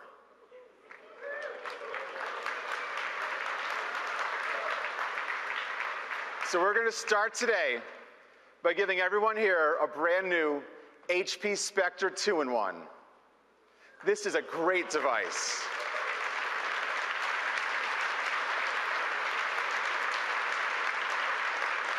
Compared to a MacBook Pro, it's thinner, it's lighter, it has longer battery life, and of course, it has a touch display. And I would encourage everyone here to join the Windows Insider program, engage with us on this platform, and help shape it for your needs. But please do the upgrade to Windows 10 from your hotel's Wi-Fi, not the Wi-Fi here at the conference. So today we talked about our goal to have 1 billion Windows 10 devices, the unique capabilities of the Windows 10 platform, and our commitment to a broad range of technologies to leverage your skills and your current code to build great apps. And we've got so much more to come. So please welcome Joe Belfiore.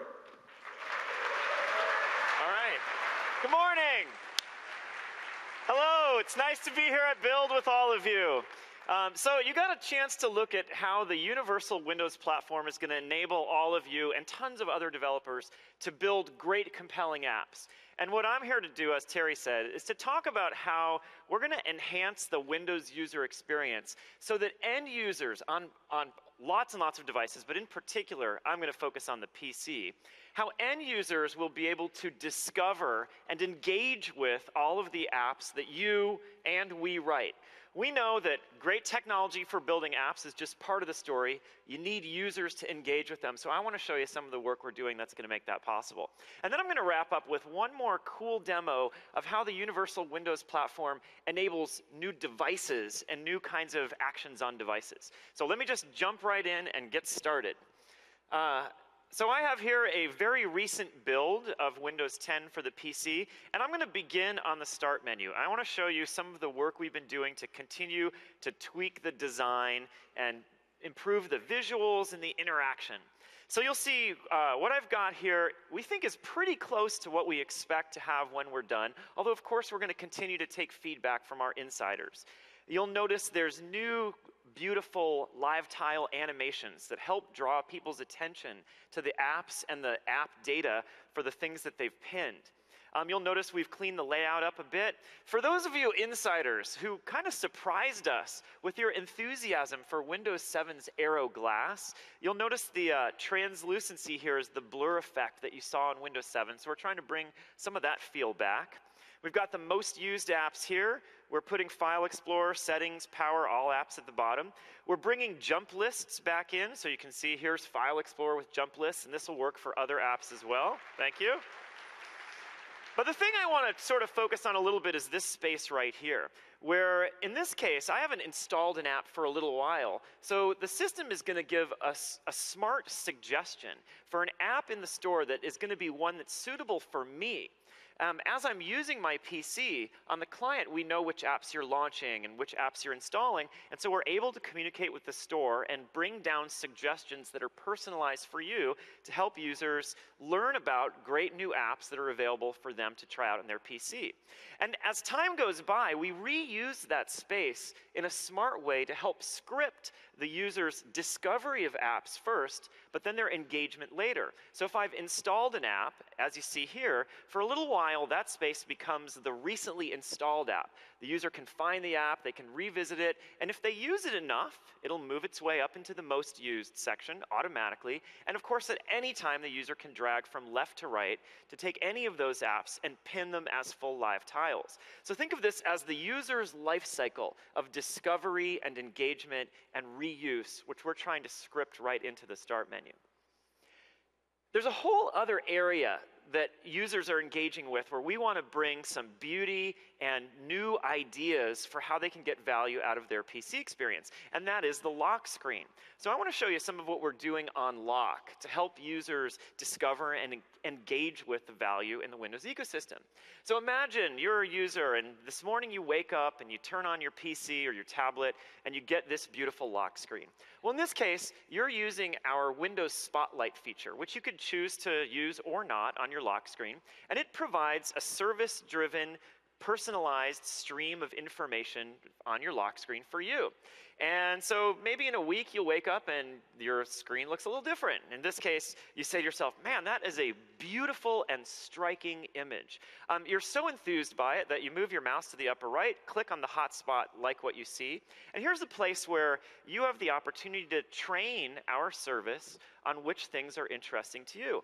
In this case, I find out this is the Navajo Loop switchbacks. It's a cool looking trail. I might vote that I love it, and then I'll get more images like that. Time goes by. One day, you see an image like this.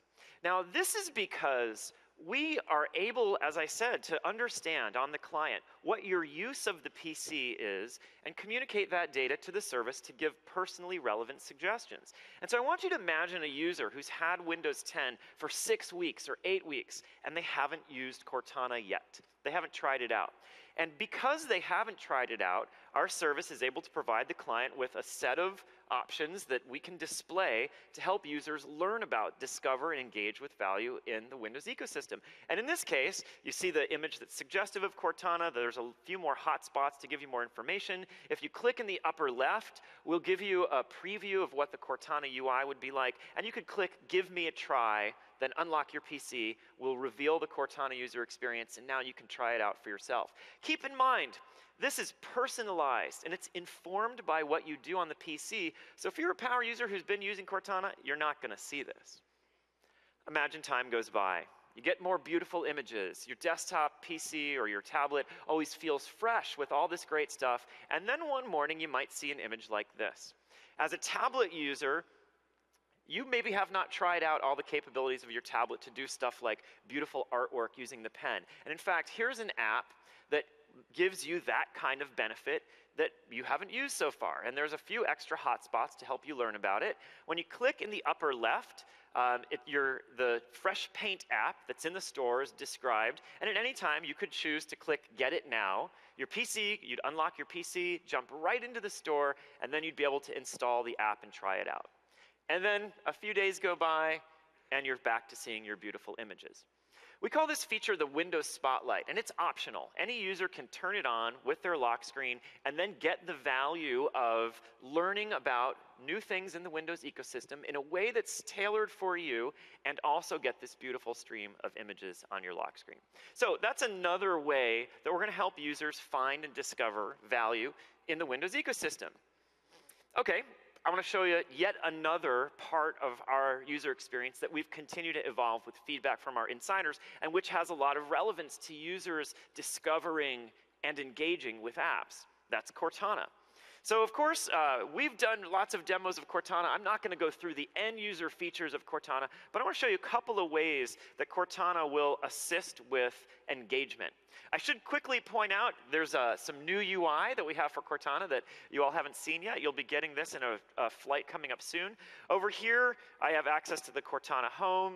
I'll fold this out so you can see the notebook, your reminders, your favorite places. And of course, here is the Cortana the place where she gives you proactive suggestions and information based on your interests. You can see I follow Microsoft stock, I follow the Mariners baseball team, I care about sports news in general, the Seattle Seahawks, and so on. So those are personal interests that I've educated Cortana about, which are things that are relevant to me. And you'll see how this comes up again later. Now, one of the really high use cases for that Cortana edit control right there is people typing to ask questions, get information, but also to launch apps. And we think that's a great, relevant way to help people discover new value as well. So imagine I'm running Star Wars Commander on my PC. I've got it installed and I run it a lot. I might start typing in to launch the app, and you'll notice in this case there's a new Star Wars Rebels app in the Star Wars app family, and we're going to promote right up at the top this new app that's available for you to install. Now I will point out, because you may be sitting there thinking, that's not that much promotion. We've done some user testing on this, and we're going to bulk up that store app tile to provide a little bit more information, more along the lines of what you saw in Start. So we think this is going to be quite a helpful way to discover new apps that are available in the store. Now, Terry mentioned this, and Satya mentioned the notion that we care about natural interaction. We want Cortana to represent a single way for users on Windows to interact with all kinds of capabilities that are built throughout the ecosystem. So we're connecting Cortana's typed natural language and spoken natural language deeply into your apps. And we're doing this in two ways. And this is quite a bit farther than we did with Windows Phone before. So I want to show you the range of sorts of things that are possible. I want you to imagine in one case, I want to bring up the app to do a task with the app. And in the other case, I simply want Cortana to get something done for me using the technology that's part of an app. So here's a couple of examples. Hey, Cortana, start a chat with Terry Myerson on Viber. Starting a chat with Terry Myerson. Now, in this case, I gave a natural language query. I said I want to start a chat, I said it was with Terry, and I said I wanted her to do it on Viber. And in this case, she opens up the app, I'm in my chat context with the previous chatting we were doing, and I can keep going with my chat. So that's sort of a deep app launching kind of task. But then there's a whole class of tasks where we want Cortana to represent being a personal assistant that can get things done for you, even using the capabilities that are written into the apps that are part of the Windows ecosystem. So I can ask Cortana to execute commands in apps and get confirmation right on her canvas. Hey Cortana, tell Terry Myerson I'm running really late using Viber. Okay, message Terry Myerson on Viber. Myerson, I'm running really late. Sounds good? Yep. Yes. Yep. Message sent. Okay, there we go. So you get the idea here. Now in this case, I asked Cortana to do something using an app, and in that case the app UI didn't need to get displayed, and so Cortana's canvas was able to do the disambiguation. If I want to, I could go right here and click the link to open the app, but that's not what I need to do. There's Cortana helping me get stuff done. Okay, so I've talked about the lock screen, the start screen, Cortana. There's one other really big feature in Windows 10 that has relevance to this conversation to all of you as developers, and that is Project Spartan. Project Spartan, Project Spartan. You know, I have to admit, our PR team has been giving me and us a hard time because they say it's not a great idea to keep saying Project Spartan when that's not really the name of the web. Would you like to hear the name of the new web browser in Windows 10? Okay, let's run the video.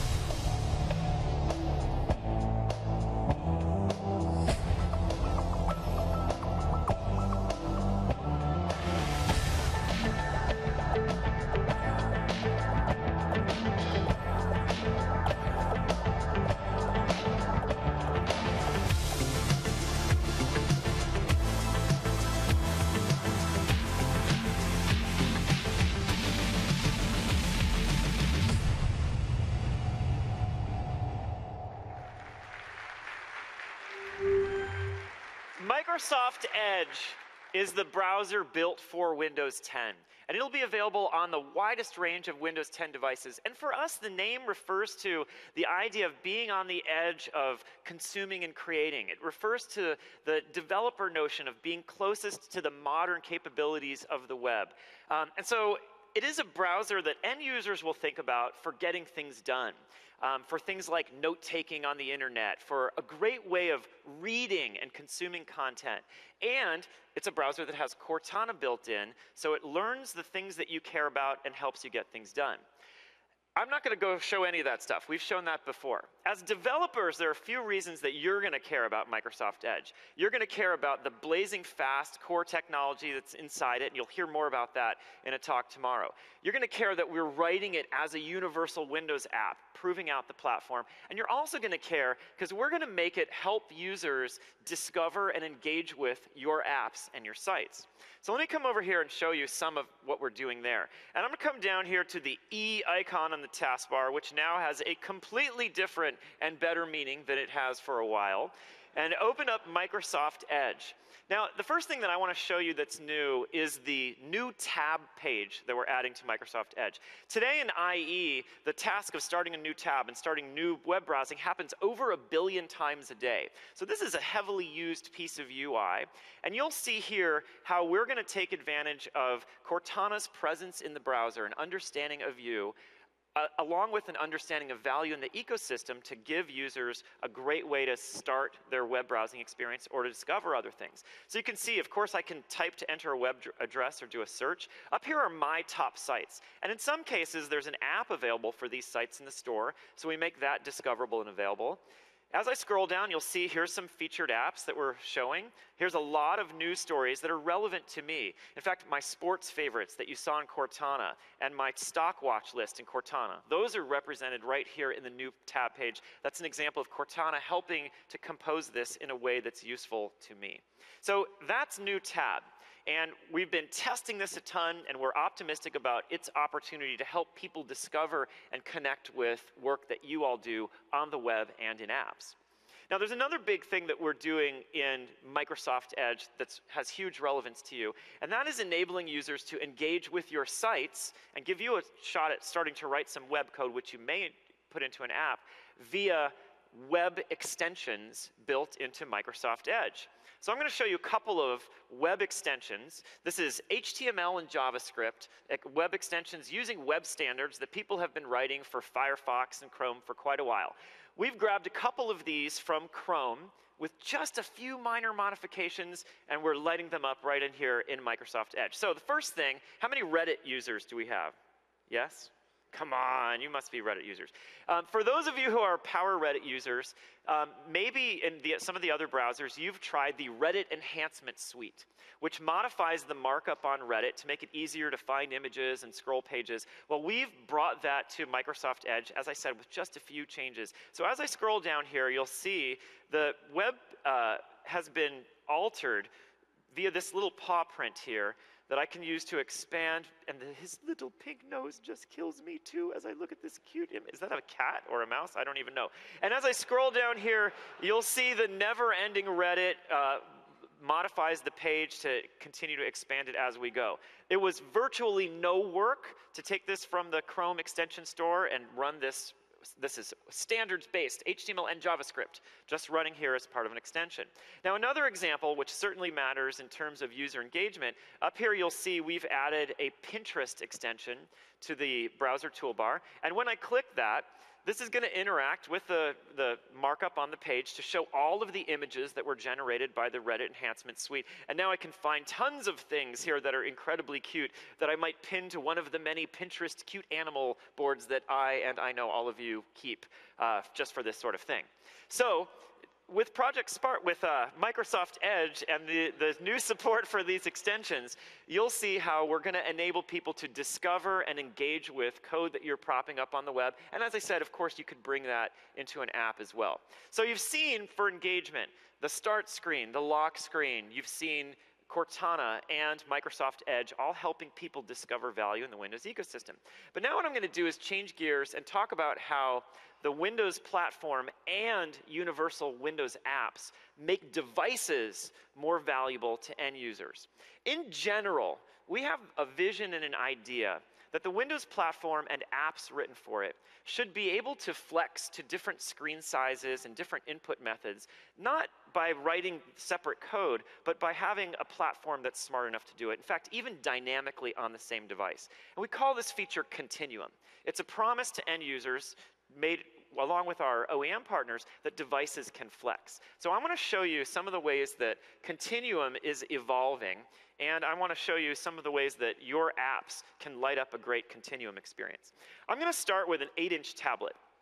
This is a Lenovo ThinkPad. It's running full Windows. It's got an Intel-compatible part. And the first thing you might notice, of course, I'm going to use this in tablet mode. So you're looking at tablet mode. But for those of you who've paid attention closely, and especially if you've given us feedback, our touch start in tablet mode, we've simplified here. We've made the live tiles bigger. This looks very familiar to Windows 8 users. And the extra stuff, your most used list, your sign in, things like File Explorer, settings, the power switch are all over here. I can navigate to all apps. All apps are shown nicely in this list. We now have jump lists working in here in a nice way with animation and so on. So it's really easy for me to navigate around my apps. Of course, down here in the system task switcher, I've got my task switching button, which I can use to switch between lots of apps. Here's Excel. That's the Excel for Windows 10. And what I'm going to do here is jump into Maps.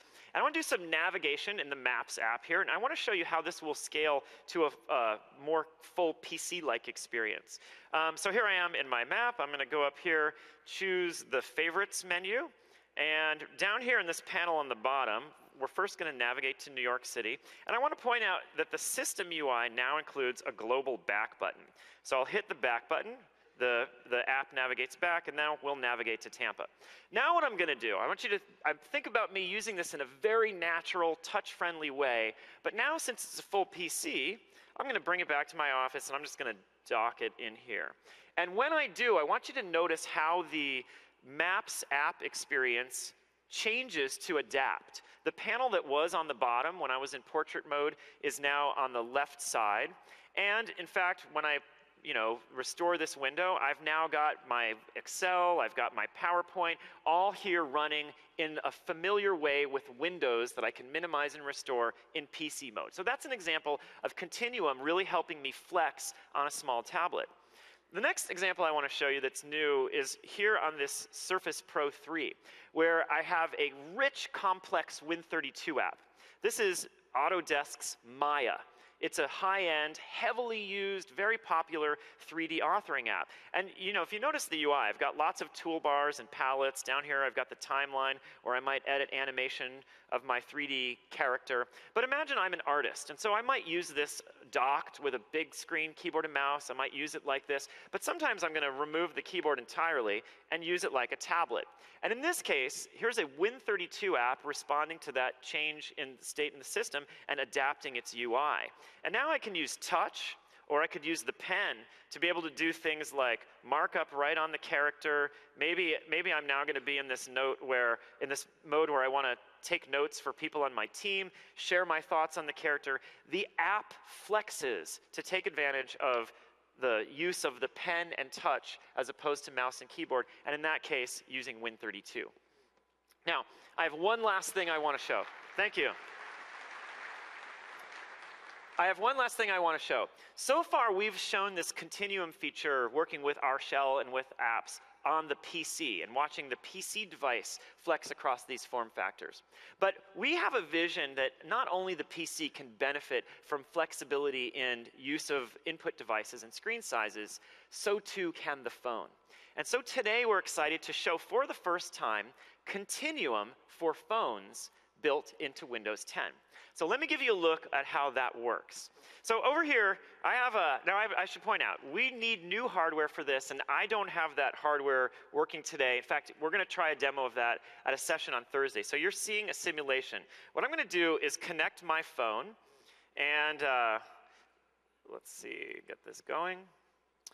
Once I connect my phone, I want you to think of this. I've got a Bluetooth keyboard, a Bluetooth mouse, and a screen, just a screen, that I'm connecting via HDMI. Okay? So because this phone software has all the core componentry that's highly shared between the PC, things like Bluetooth keyboard and mice, they're supported. And you might notice, I'm not sure if the shot shows this, but at the top of my phone screen now, it says tap for mouse and keyboard controller. I could tap that and then get essentially a mouse pad on my phone. But I don't need to do that because I have a full Bluetooth mouse and keyboard right here. Up here on the monitor, you'll notice this looks very familiar. I mean, it's the same start menu with tiles I had on my phone, now displayed like a start menu. And I'm going to start running apps to give you a sense of how well the phone experience transforms through Continuum to give you a very PC-like experience. First, I'll launch PowerPoint. This is the version of PowerPoint that comes with the phone.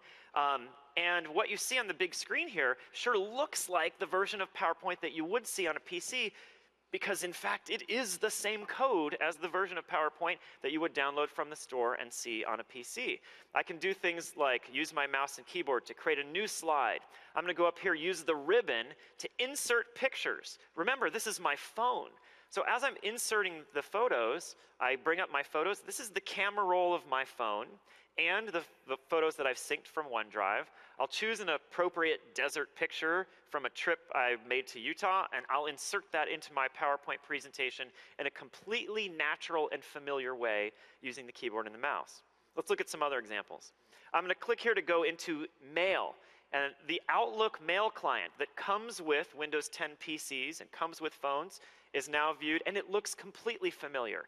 Here's my mail folders. I can choose a message in my inbox, and over here I'll click the reply button where I have the full power of the word engine embedded right in Outlook for doing replies, and there's the familiar ribbon.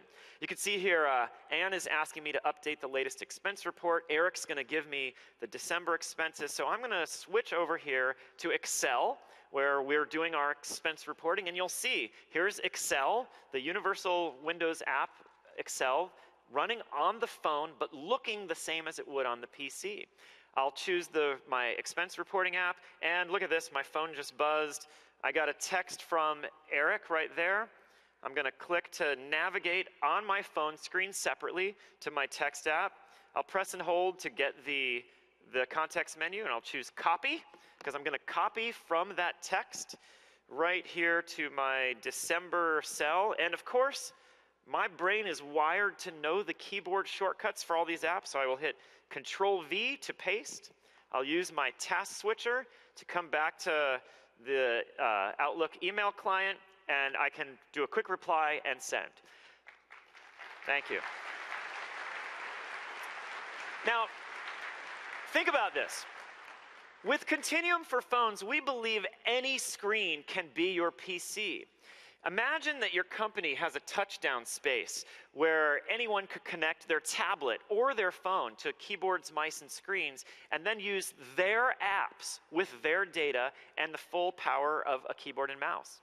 Or imagine you're on vacation and your hotel room can become a theater where you connect your phone to the screen, you let your kids watch a movie while you use the second screen to catch up on your email. Imagine the effect this can have on mobile-first countries, where individuals could be as productive with the phone that they're buying if they can't buy a full PC.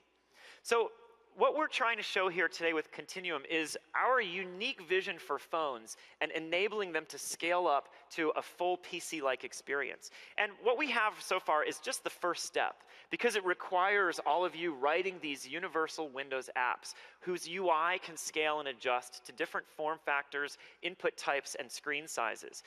As I said, this capability will require new devices that can drive dual screen, and you'll hear more about them later. So that is my quick look at how we're going to help all of you and our end users discover value in the Windows ecosystem on the lock screen, on the start screen, with Cortana, with Microsoft Edge, and how we're going to enable great new devices with Continuum. And I'm now excited to introduce to the stage Alex Kipman, who's going to tell you even more about some great new devices. Thanks a lot.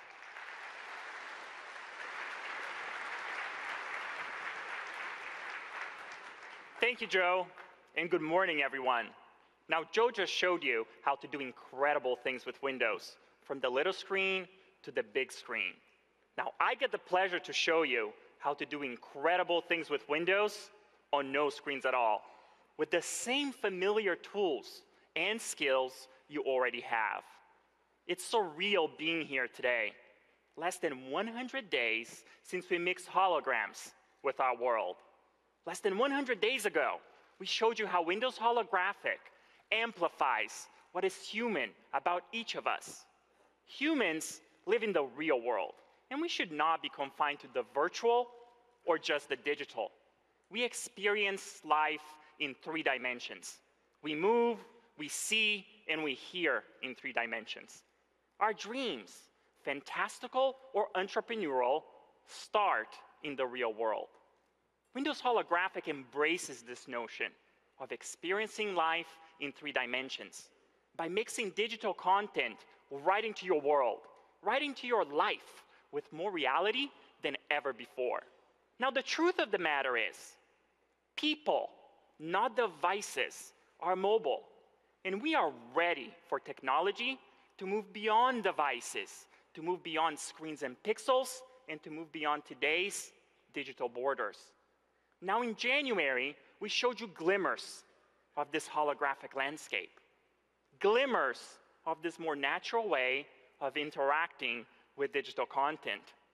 We introduced Microsoft HoloLens, the world's first and only fully untethered holographic computer. And I have to admit, we have been humbled by the outpouring of enthusiasm, spanning from consumers to businesses. And the response we received from developers like yourselves has been remarkable. On behalf of the entire Microsoft team, thank you. We share your enthusiasm. And today, we take the next step in unveiling the Windows holographic platform. Focus on you, the dreamers, the creators, the Windows developers. So let's get started by taking a tour of Windows holographic.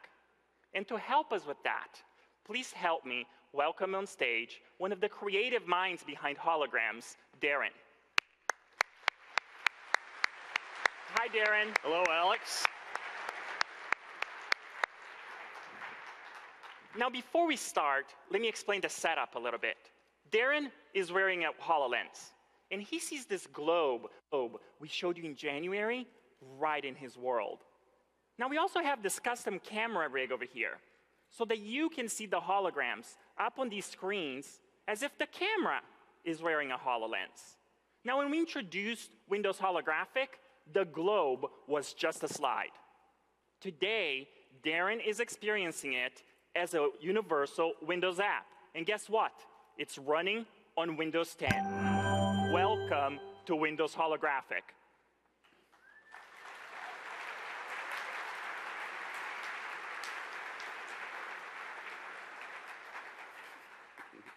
This is Life with Holograms.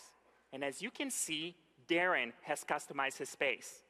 Instead of digging through menus, everything is right where he wants it. Yeah, whether it's Microsoft Edge, Photos, or video apps, these are simply universal Windows apps that we've placed as holograms. So, whether it's a slate on the wall, or something a little bit more dimensional, like my loyal companion Fang here, hey buddy, you can customize your space the way you want it. Now, I want to add something to my space, so I'm going to pull up my holographic start menu, and I'm going to open up Skype. I'm the worst at keeping in touch, so I'm going to take the people that matter most to me, and I'm going to pin them to this wall right here. That way, every time I walk into this room, I'll see their smiling faces and be inspired to reach out to them. We're all creatures of habit, and we do different things in different spaces in our homes. This stage, as an example, is modeled after Darren's apartment. Yeah, and this is where I'd hang out in my apartment and surround myself with the applications that I want to access or just check out. For example, I'm planning a trip to Hawaii in a couple weeks, so I placed this awesome weather app over here. So when I'm moving around, I can easily glance at it, reference it, and understand what the weather's going to be like when I get there. Hopefully still hot. Then if I look up here on the wall, to my left, I've got a video player. I simply reach out, air tap, and I'm right in the action. Now, what if Darren has things to do around the house? He shouldn't be confined to watching just on one wall. He should be able to take his entertainment with him anywhere and remain hands-free as he does it. Yeah, so all I need to say is follow me. Now wherever I go in my house, my entertainment tags along.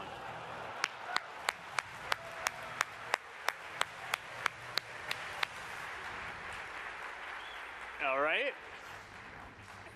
And where it gets where I'm going, I simply place it, and I can scale it as big as I want.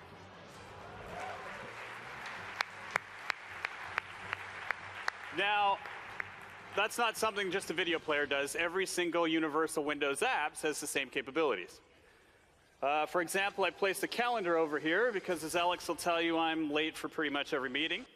So this makes it, a guy like me, makes it a lot easier for me to just check in and see what I've got coming up next.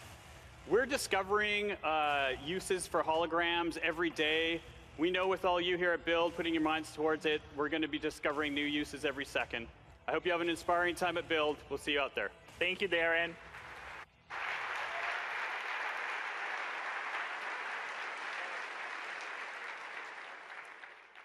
As you just saw, holographic computing can seamlessly connect the digital world with real life. This mixed reality grants us permission to reinvent productivity by creating experiences not possible on any other device or any other platform. Back in January, we asked you to imagine an architect walking around their designs while clients review them remotely. Now, the construction industry is a multi-billion-dollar industry, yet many of their processes have remained unchanged. Over the past few months, we have had the great honor to partner with an organization that has been transforming the construction industry for over 60 years. So let's take a sneak peek at how holographic computing, enabled by Windows 10, is fundamentally changing how they think about architecture, construction, and collaboration. Architects are dealing with shapes and spaces and light, and they dream in 3D. And then you need to translate this design into a set of 2D documents. HoloLens present a completely new paradigm.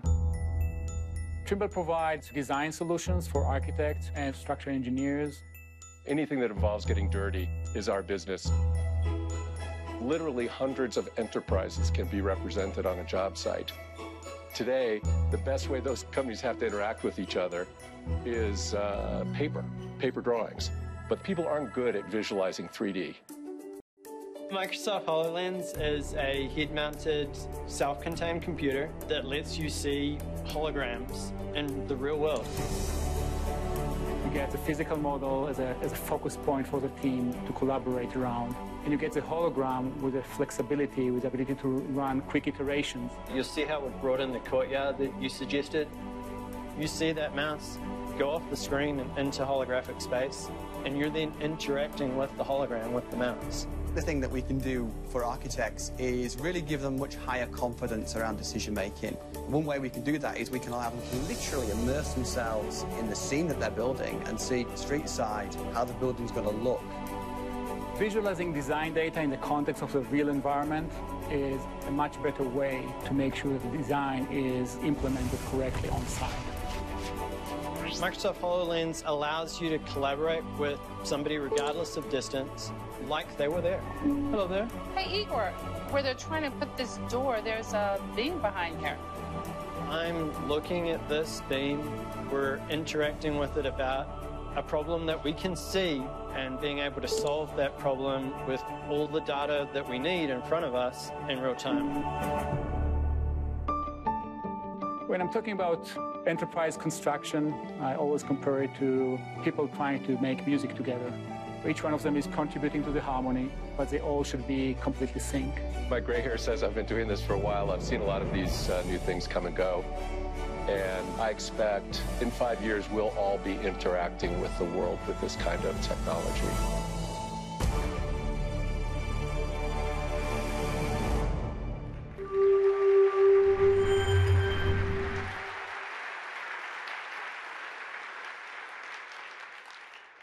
Holograms are already being sculpted by some of the most creative people around. Now, with this ability to design and shape holograms, you have a new medium to express your creativity, to visualize your work and share ideas. Your digital creations become so much more relevant when they come to life in the real world. But that's just the beginning of what holograms can enable. Windows Holographic also provides you with a unique opportunity to change how you teach and learn in more effective ways. On January 21st, we asked you to imagine a surgeon learning a procedure without picking up a scalpel. Since then, we have partnered with an institution accustomed to thinking beyond the possible.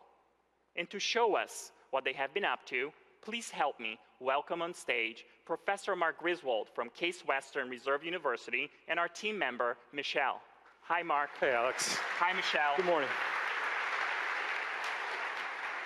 Now, Mark is part of a team from Case Western and the Cleveland Clinic. We invited them to use Windows Holographic to advance medical education beyond what is possible with today's state-of-the-art. Take it away. Thanks, Alex.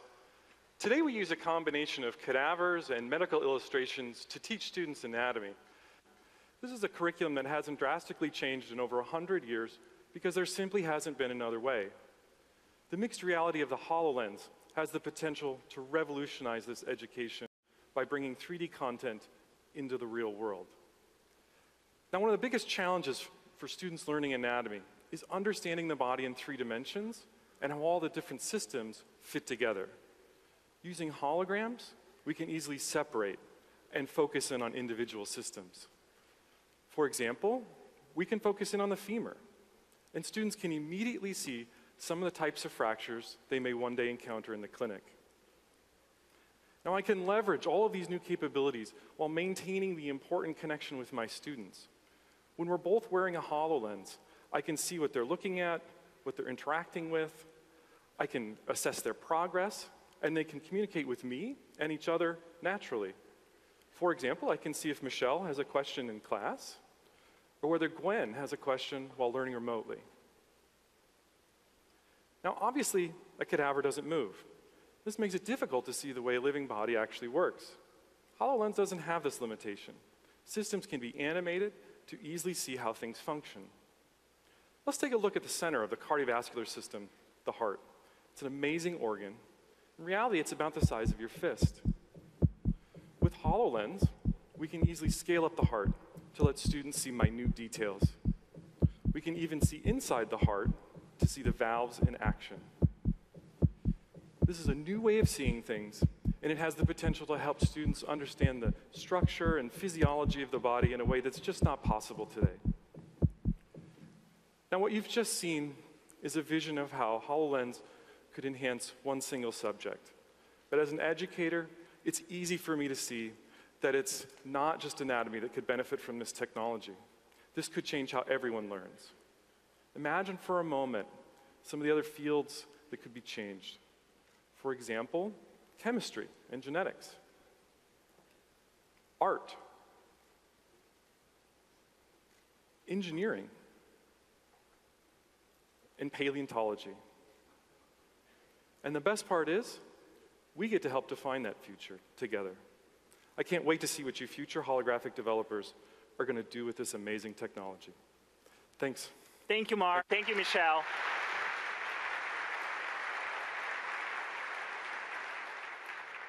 And thank you to our friends at Case Western and the Cleveland Clinic.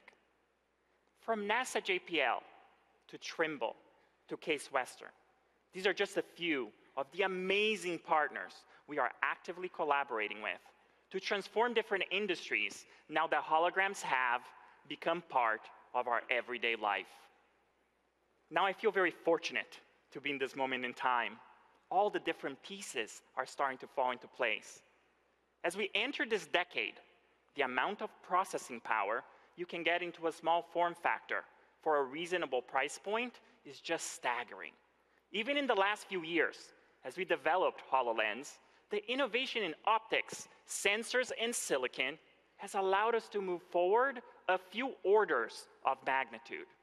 Now, people used to say, computers today can do enough. My apps run just fine. The internet runs just fine. What are we going to do with all of this extra computing power? And the answer to that is that we are going to put a different emphasis on it. New workloads focus on solving brand new problems. In other words, we are going to start using all of this power specifically to help us understand humans and the world around us. So how do you do this? With no wires, with no markers, no external cameras, with no phones, and no connection to a PC required. Let's learn a little bit more about this amazing, magical device that is Microsoft HoloLens. The hardware allows us to take these visions, these ideas about these new products, and make it all real. Imagine a computer that allows you to put your images anywhere, and you can interact with things as a combination of the real world and holograms. You have a bunch of different systems that need to come together in one big symphony. Every time you think you understand it, it's like peeling an onion. There's suddenly another layer of things which you suddenly realize, oh yeah, of course, we have to figure that out now. We don't have room for error, we don't have room for drift, we don't have room for those normal things that happen in a device.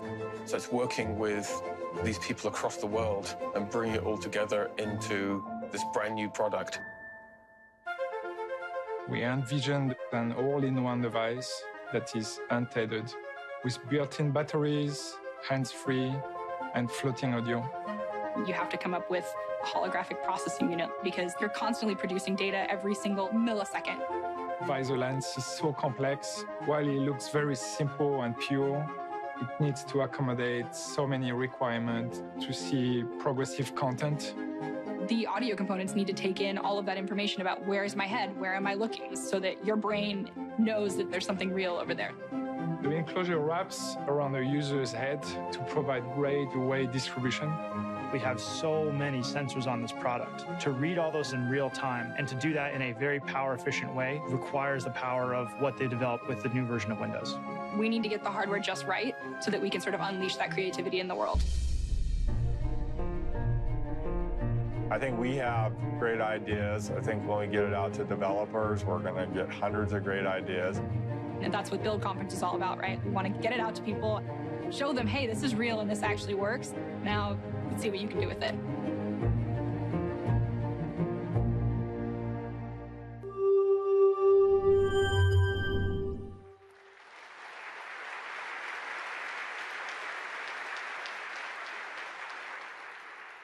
With Windows 10, holograms are universal Windows apps, and all universal Windows apps can be made to work on Windows Holographic. Everything you have seen here today is a universal Windows app. Developers, this opens up a new vein of innovation and a new vein of opportunity. With holograms, you'll have a new canvas to express your creativity. Your apps can come to life, and they can be experienced naturally in the world around you.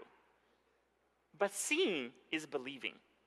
So let's take a look at how portability of experiences enabled by Windows 10 can change the way makers like you interact with the physical things that you build.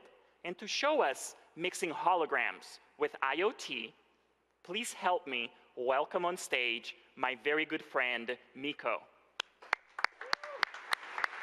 Hey, Alex. Hi, Miko. I'd like you to meet B15. This year, millions of people will use maker kits like this one to enter robot competitions and learn about electronics. Many of them will use Raspberry Pi 2, which now supports Windows 10 IoT Core.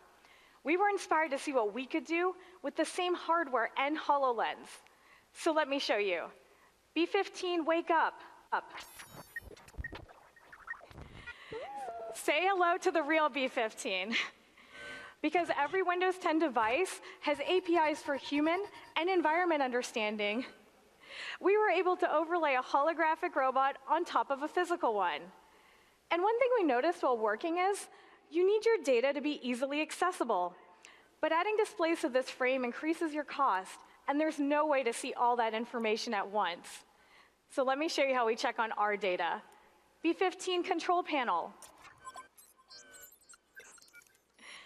This spatial UI system is a universal Windows app. I'm pulling the data from B15, making it as big as I need it to be, and placing it where it's relevant in my world. And I love it that Miko didn't have to actually go back to her desk to do it. This is a great example of how Windows 10 makes your digital life more powerful by connecting it with your real life. That's right. You can waste a lot of time tweaking variables on another device before you test. But if all I need to do is something simple, like change LED color, I can use a control scheme like this.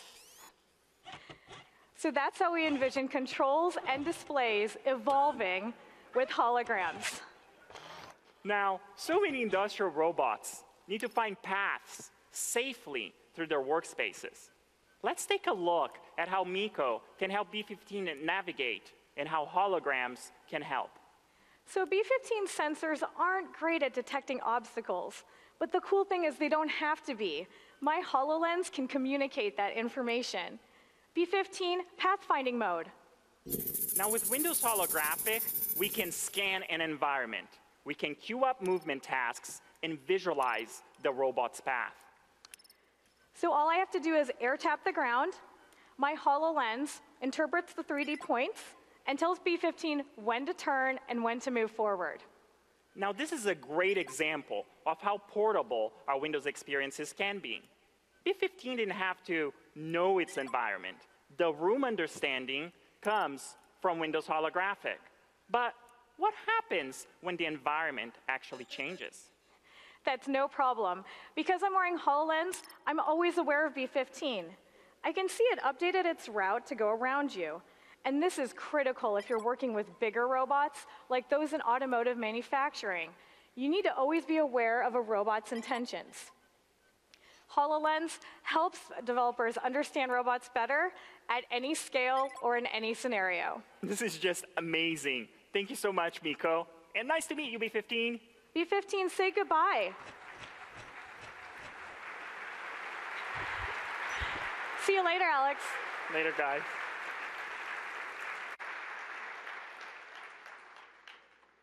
Now, at some point in time, you get this feeling you could actually be creating something meaningful.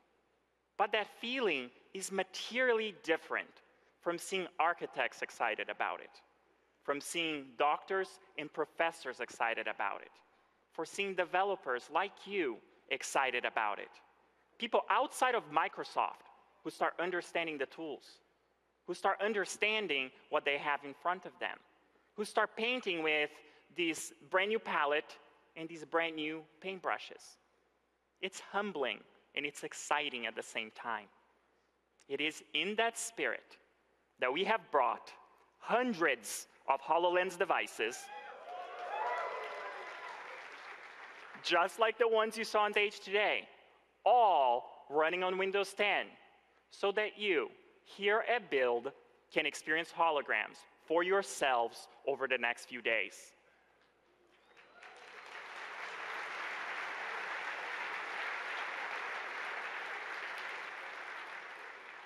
From holographic presentations featuring Skype, to one-on-one demos like the Trimble experience I showed you earlier today, and my personal favorite, our very own Holographic Academy, where you'll be able to build your very first holographic experience from scratch. We have a lot to share with you this week here at Build. Now, registration for all of this begins after the keynote. Space is limited, so make sure you sign up for all of these activities by going to the web or simply by using the Build app. The holographic journey starts with you, the Windows developers, and it starts right here and it starts right now. And with that, I want to thank you, and let's welcome Satya back on stage. Thank you.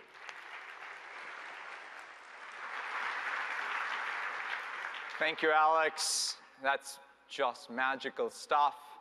Hopefully, you get the essence of our ambition with Windows 10 when we say we want to move the users of Windows to move from needing Windows to choosing Windows to loving Windows. At the core of our company is empowerment, empowering us all. It's our mission to empower every person and every organization on the planet to achieve more.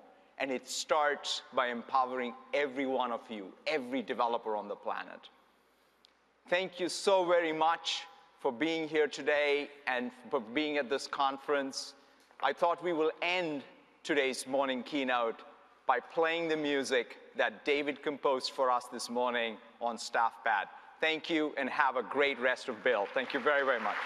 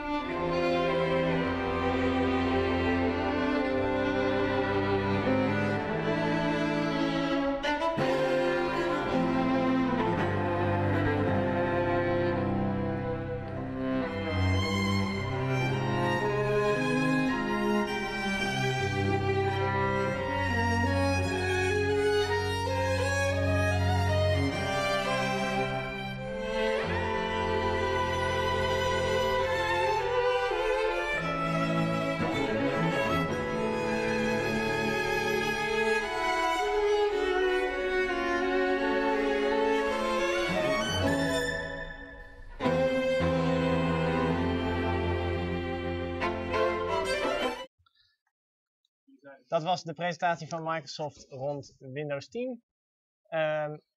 ja, we moeten nog een beetje bijkomen, Daniel. Vooral van dat holografische het was tof aan het eind. Ongelooflijk vet, ja.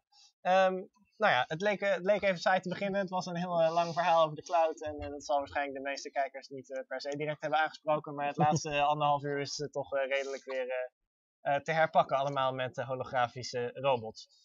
We gaan proberen om Colin van Hoek in San Francisco aan de lijn te krijgen. Maar ik zie dat dat nog niet lukt. Dus laten we alvast heel even terugblikken op wat vond jij het spectaculairst? HoloLens, absoluut. Ik denk dat daar geen uitleg nodig heeft. HoloLens was een van de tofste dingen. We wisten eigenlijk al wel dat Microsoft ermee zou af gaan sluiten. Toch een mooie klapper om daarmee te kunnen afsluiten. Ook grafisch gezien het meest interessant om op tv te krijgen. En voornamelijk de Holo-robot. Ja. Dat was toch wel heel gaaf. En hij deed het, hè. Ik bedoel, we hebben wel eerder van die demo-video's gezien van HoloLens. Maar hij was nu gewoon daar op het podium. Ze hadden hem op. En ze zeggen ook, we hebben er hier een paar honderd liggen. Ja. Ontwikkelaars kunnen ze hem proberen. Ze hebben nog niks bekendgemaakt over hoe je er verder echt mee aan de slag kan. Wanneer we er echt hem in de echte wereld tegen kunnen komen. Maar hij lijkt het te doen. Er waren ook zelfs wel een aantal modellen daar beschikbaar met Windows 10 er al gelijk op. Dat journalisten daar in ieder geval gelijk konden gebruiken. Dus je kan hem daar al gebruiken. En waarschijnlijk kun je dus al wel zeg maar de Skype varianten van doen. Dat je kan skypen met iemand. Dat is wel heel gaaf. Dat je in de lucht zo een beetje de Skype ziet. Ja, we zagen ook iemand die zijn HoloLens gebruikte om een film op een muur te projecteren. Virtueel dan. En toen zei hij, follow me. En toen volgde het scherm hem. En hij kon het scherm alweer heel groot op de muur projecteren. Ja. En ondertussen was er een holografische hond, holografische Skype, holografische weeromstandigheden. Ja, overal schermen ook. Ja. Ik weet dat het misschien wel een beetje druk gaat worden uiteindelijk als je echt... zeg maar als je je huis helemaal volhoudt. We horen trouwens dat Colin van Hoek volgens mij live is nu. Die is op dit moment in San Francisco waar Microsoft is. En we gaan als het goed is nu naar hem overschakelen. Ja, ik heb niet helemaal gehoord wat jullie allemaal gezegd hebben net. Maar het was een toffe presentatie. Vooral het einde, het begin heel saai. Wat jammer is dat we nog steeds niet weten wanneer Windows 10 nou uiteindelijk beschikbaar komt voor iedereen. En ook die hele vette holografische bril HoloLens, die helemaal aan het eind getoond werd, weten we ook nog niet van wanneer die exact komt. Waarschijnlijk kan ik hem morgen even uitproberen, dus dat is heel tof. Wat me verder heel erg opviel is dat Microsoft echt alles op alles zet om Windows 10 een succes te maken. Ten eerste hebben ze een heel hoog doel om 1 miljard mensen binnen 3 jaar op Windows 10 te laten overstappen. Maar daarnaast moeten ook Android en iOS apps dus makkelijk over te zijn naar Windows 10. Bestaande programma's in Windows 7 moeten naar Windows 10 apps overgezet kunnen worden. Windows 10 apps gaan draaien op PC's, op tablets, op computers, op smartphones, op een Xbox, op een HoloLens, op Internet of Things apparaten, eigenlijk overal op. En dit is dus echt wel duidelijke strategie van Microsoft die zegt, oké, als dit niet lukt, dan hebben we wel een probleem. Want Windows 8 viel heel erg tegen en Windows 10 moet eigenlijk alles beter gaan maken. En wat ik er van nu toe gezien heb, zag het er heel positief uit. Het voelt weer een beetje meer vertrouwd aan in vergelijking met het helemaal vernieuwde Windows 8. En vooral die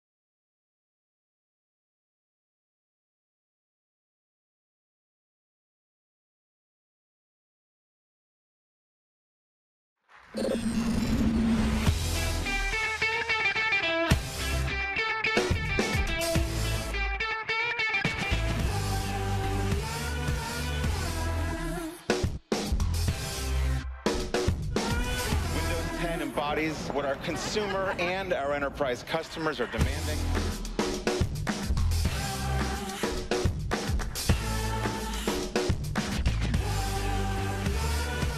We'll be making available a free upgrade. Cortana, we're excited to welcome you to the PC.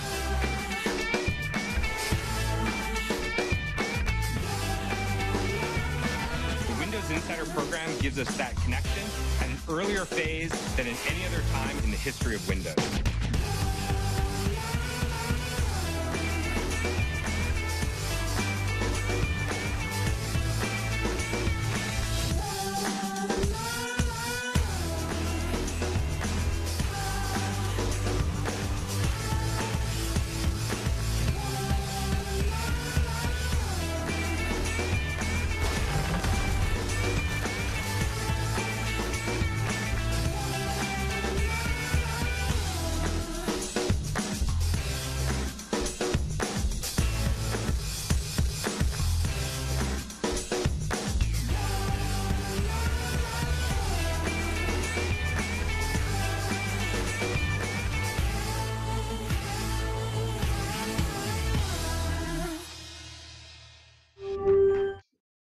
verbinding met Colin viel jammer genoeg weg. Maar toch leuk dat we hem even konden horen spreken uit dus de zaal waar net die presentatie heeft plaatsgevonden. En daarna lieten jullie nog even het introductiefilmpje van Windows 10 zien dat Microsoft ook eerder vanavond al heeft getoond. Daniel, jij hebt tijdens de hele presentatie Twitter in de gaten zitten houden en de leukste tweets opgespoord. Ja, we hebben de eerste tweets van Wout. Die zei over journalisten, ging die het over hebben. Altijd leuk als journalisten gaan klagen dat een ontwikkelaarsconferentie over ontwikkelen gaat. Dat was voornamelijk aan het begin, wanneer het heel technisch nog was. En dat alle journalisten... hier ook wel een beetje te gapen. Het was wel een beetje saai, ja, maar voor ontwikkelaars waarschijnlijk heel interessant. De tweede tweet die we hebben gezien was van een journalist van The Verge, een grote technologiewebsite in Amerika, die heel vaak developers schreef. Developers. En 1 keer HoloLens. Wat eigenlijk een beetje de samenvatting van de hele presentatie was. Best wel correcte samenvatting inderdaad. Colin merkte nog op tijdens de presentatie dat ontwikkelaars voortaan Visual Studio Code kunnen gebruiken. En dat die naar OS X en naar Linux gaan. Dat is best wel tof. Multiplatform en met Visual Studio Code kun je eigenlijk apps maken, om het zo maar te zeggen. Ja. Gave zet van Microsoft. Voor het eerst dat dat niet alleen op Windows kan, maar dat het inderdaad nu ook op andere platformen dus mogelijk is. En ook een teken van dat ze zich meer openstellen voor andere platformen. Daar hebben we het zo ook nog wel even over. Ja. Want dat was niet het enige in de presentatie wat daaruit voorkwam. Ja. En nog leuk, er kwamen een paar keer dingen in beeld dat er meldingen kwamen die eigenlijk tijdens de presentatie per ongeluk in beeld kwamen. Daarvan hebben we één screenshot gezien. Ja, hier zie je het in beeld. En dat is heel tof, want dat volgens mij was dat een... Ik weet niet of het een trollactie is geweest of dat het echt per ongeluk ging. Ik neem aan een actie, aangezien de subject line send me the drugs is. Zal het wel niet, dat is wel heel leuk. Kan wel iemand zijn met een leuk grapje. Nou, het was eerder een demonstratie, kwamen ook allemaal notificaties in beeld. Ja. Tijdens de demo, dat was niet helemaal goed geregeld. Nee. Als we dan verder gaan naar eigenlijk na HoloLens misschien wat het belangrijkste deel, is dat Android en iOS apps voortaan in 1 keer zijn te porten naar Windows 10. Ja, dat is echt groot nieuws. Ontwikkelaars moeten nu voor 3 mobiele platformen ontwikkelen eigenlijk. Android, iOS en Windows. En Windows valt eigenlijk altijd een beetje buiten de boot, want het heeft een klein marktaandeel, zeker in Nederland, in Europa. Stelt het gewoon niet zo heel veel voor. Maar nu zou het dus inderdaad mogelijk moeten worden om apps die al zijn gemaakt voor Android en voor iOS makkelijk om te zetten. Dit zal niet helemaal vol automatisch gaan. Nee. Maar goed, dus vooral voor Android apps gaat er al lange geruchten over. Maar dat het ook voor iOS apps kan, is wel echt een grote verrassing. Dat is heel tof. Dat had ik eerlijk gezegd niet verwacht. Nee. Dat Android apps wel zouden kunnen, dat kan natuurlijk wel, want Android apps worden op Java gemaakt. Java is het algemenere programmeertaal die je op zich wel redelijk kan porten naar Windows. Ja. Dat gaan ze schijnbaar doen met een soort emulator in Windows. Ik weet niet precies hoe dat werkt, dat hebben ze nog niet aangekondigd. Een soort subsysteem voor Android apps. Ja, we hopen dat dat een beetje goed werkt. Het kan natuurlijk zo zijn dat die apps wat minder goed gaan werken, dat minder geïntegreerd wordt. Dat zou heel jammer zijn voor de ervaring.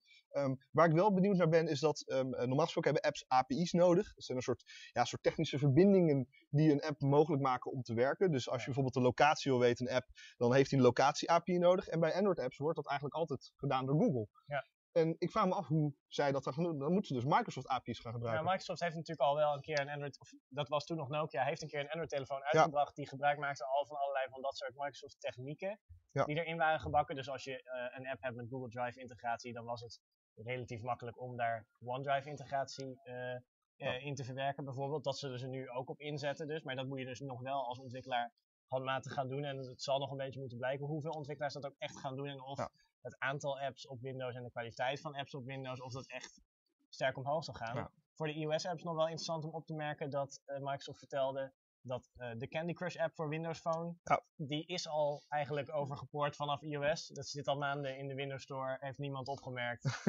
Maar dat kon dus al gewoon, ze hebben dat als een soort van proef gedaan. En nu gaan ze dat dus echt breder mogelijk maken. Dus echt, ik ben er heel benieuwd naar. Als je 1 telefoon hebt waarop je Android en iOS apps kan draaien, het zou echt ideaal zijn. Daarnaast ging wel 1 ding mis tijdens het proberen met de locatie ophalen. De Android app die werd gedemonstreerd, die deed niet helemaal wat hij moest doen. Dus stiekem snel een andere telefoon gepakt waar het wel op werkte. Ja, hopelijk werkt het in het echt dan een stukje beter, want dat was inderdaad wel net een beetje jammer.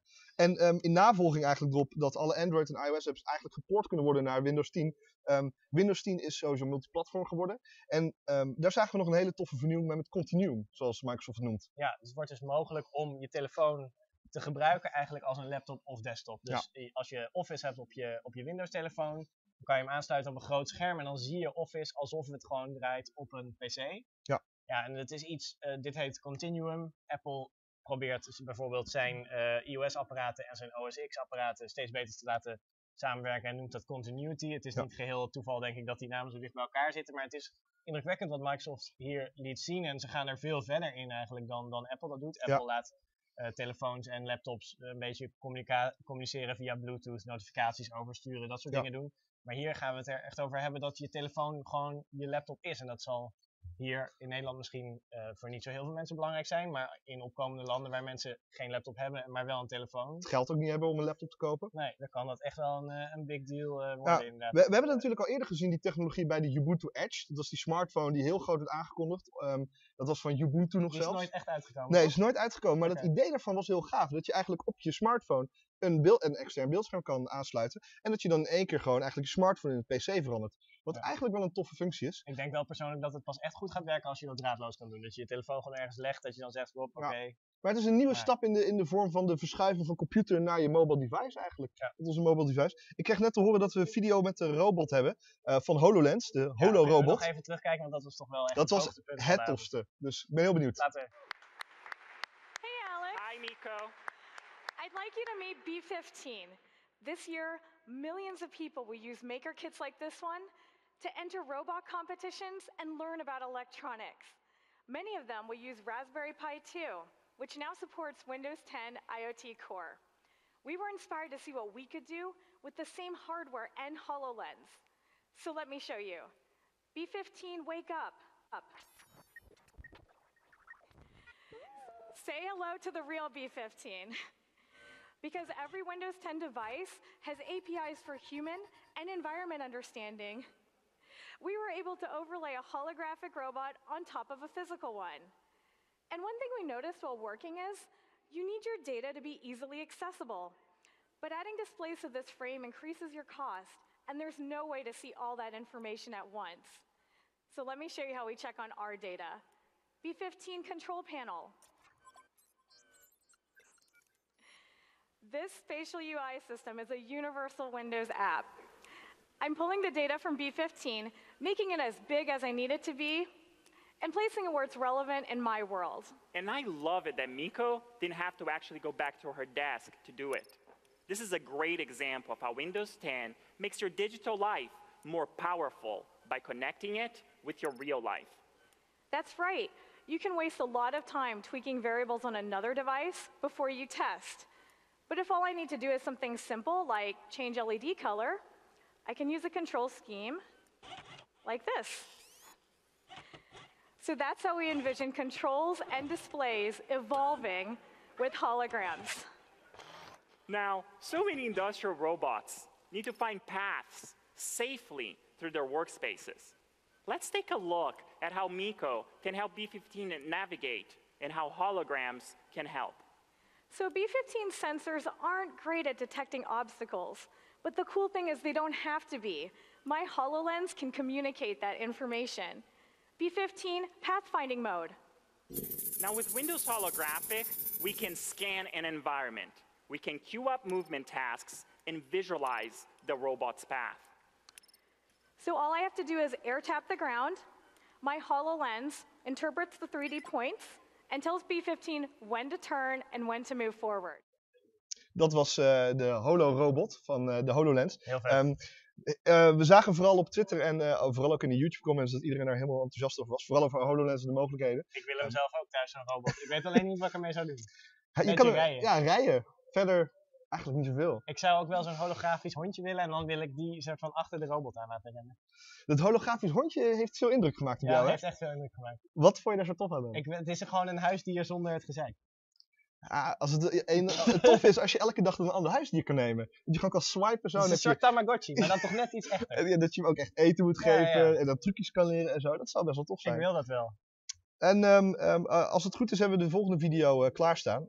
Dat is de HoloLens, de tweede video. Het ook een heel tof gedeelte was dat met het grote scherm. Het vergroten van het scherm. Daar gaan we nu naar kijken. All right. And where it gets where I'm going, I simply place it. And I can scale it as big as I want.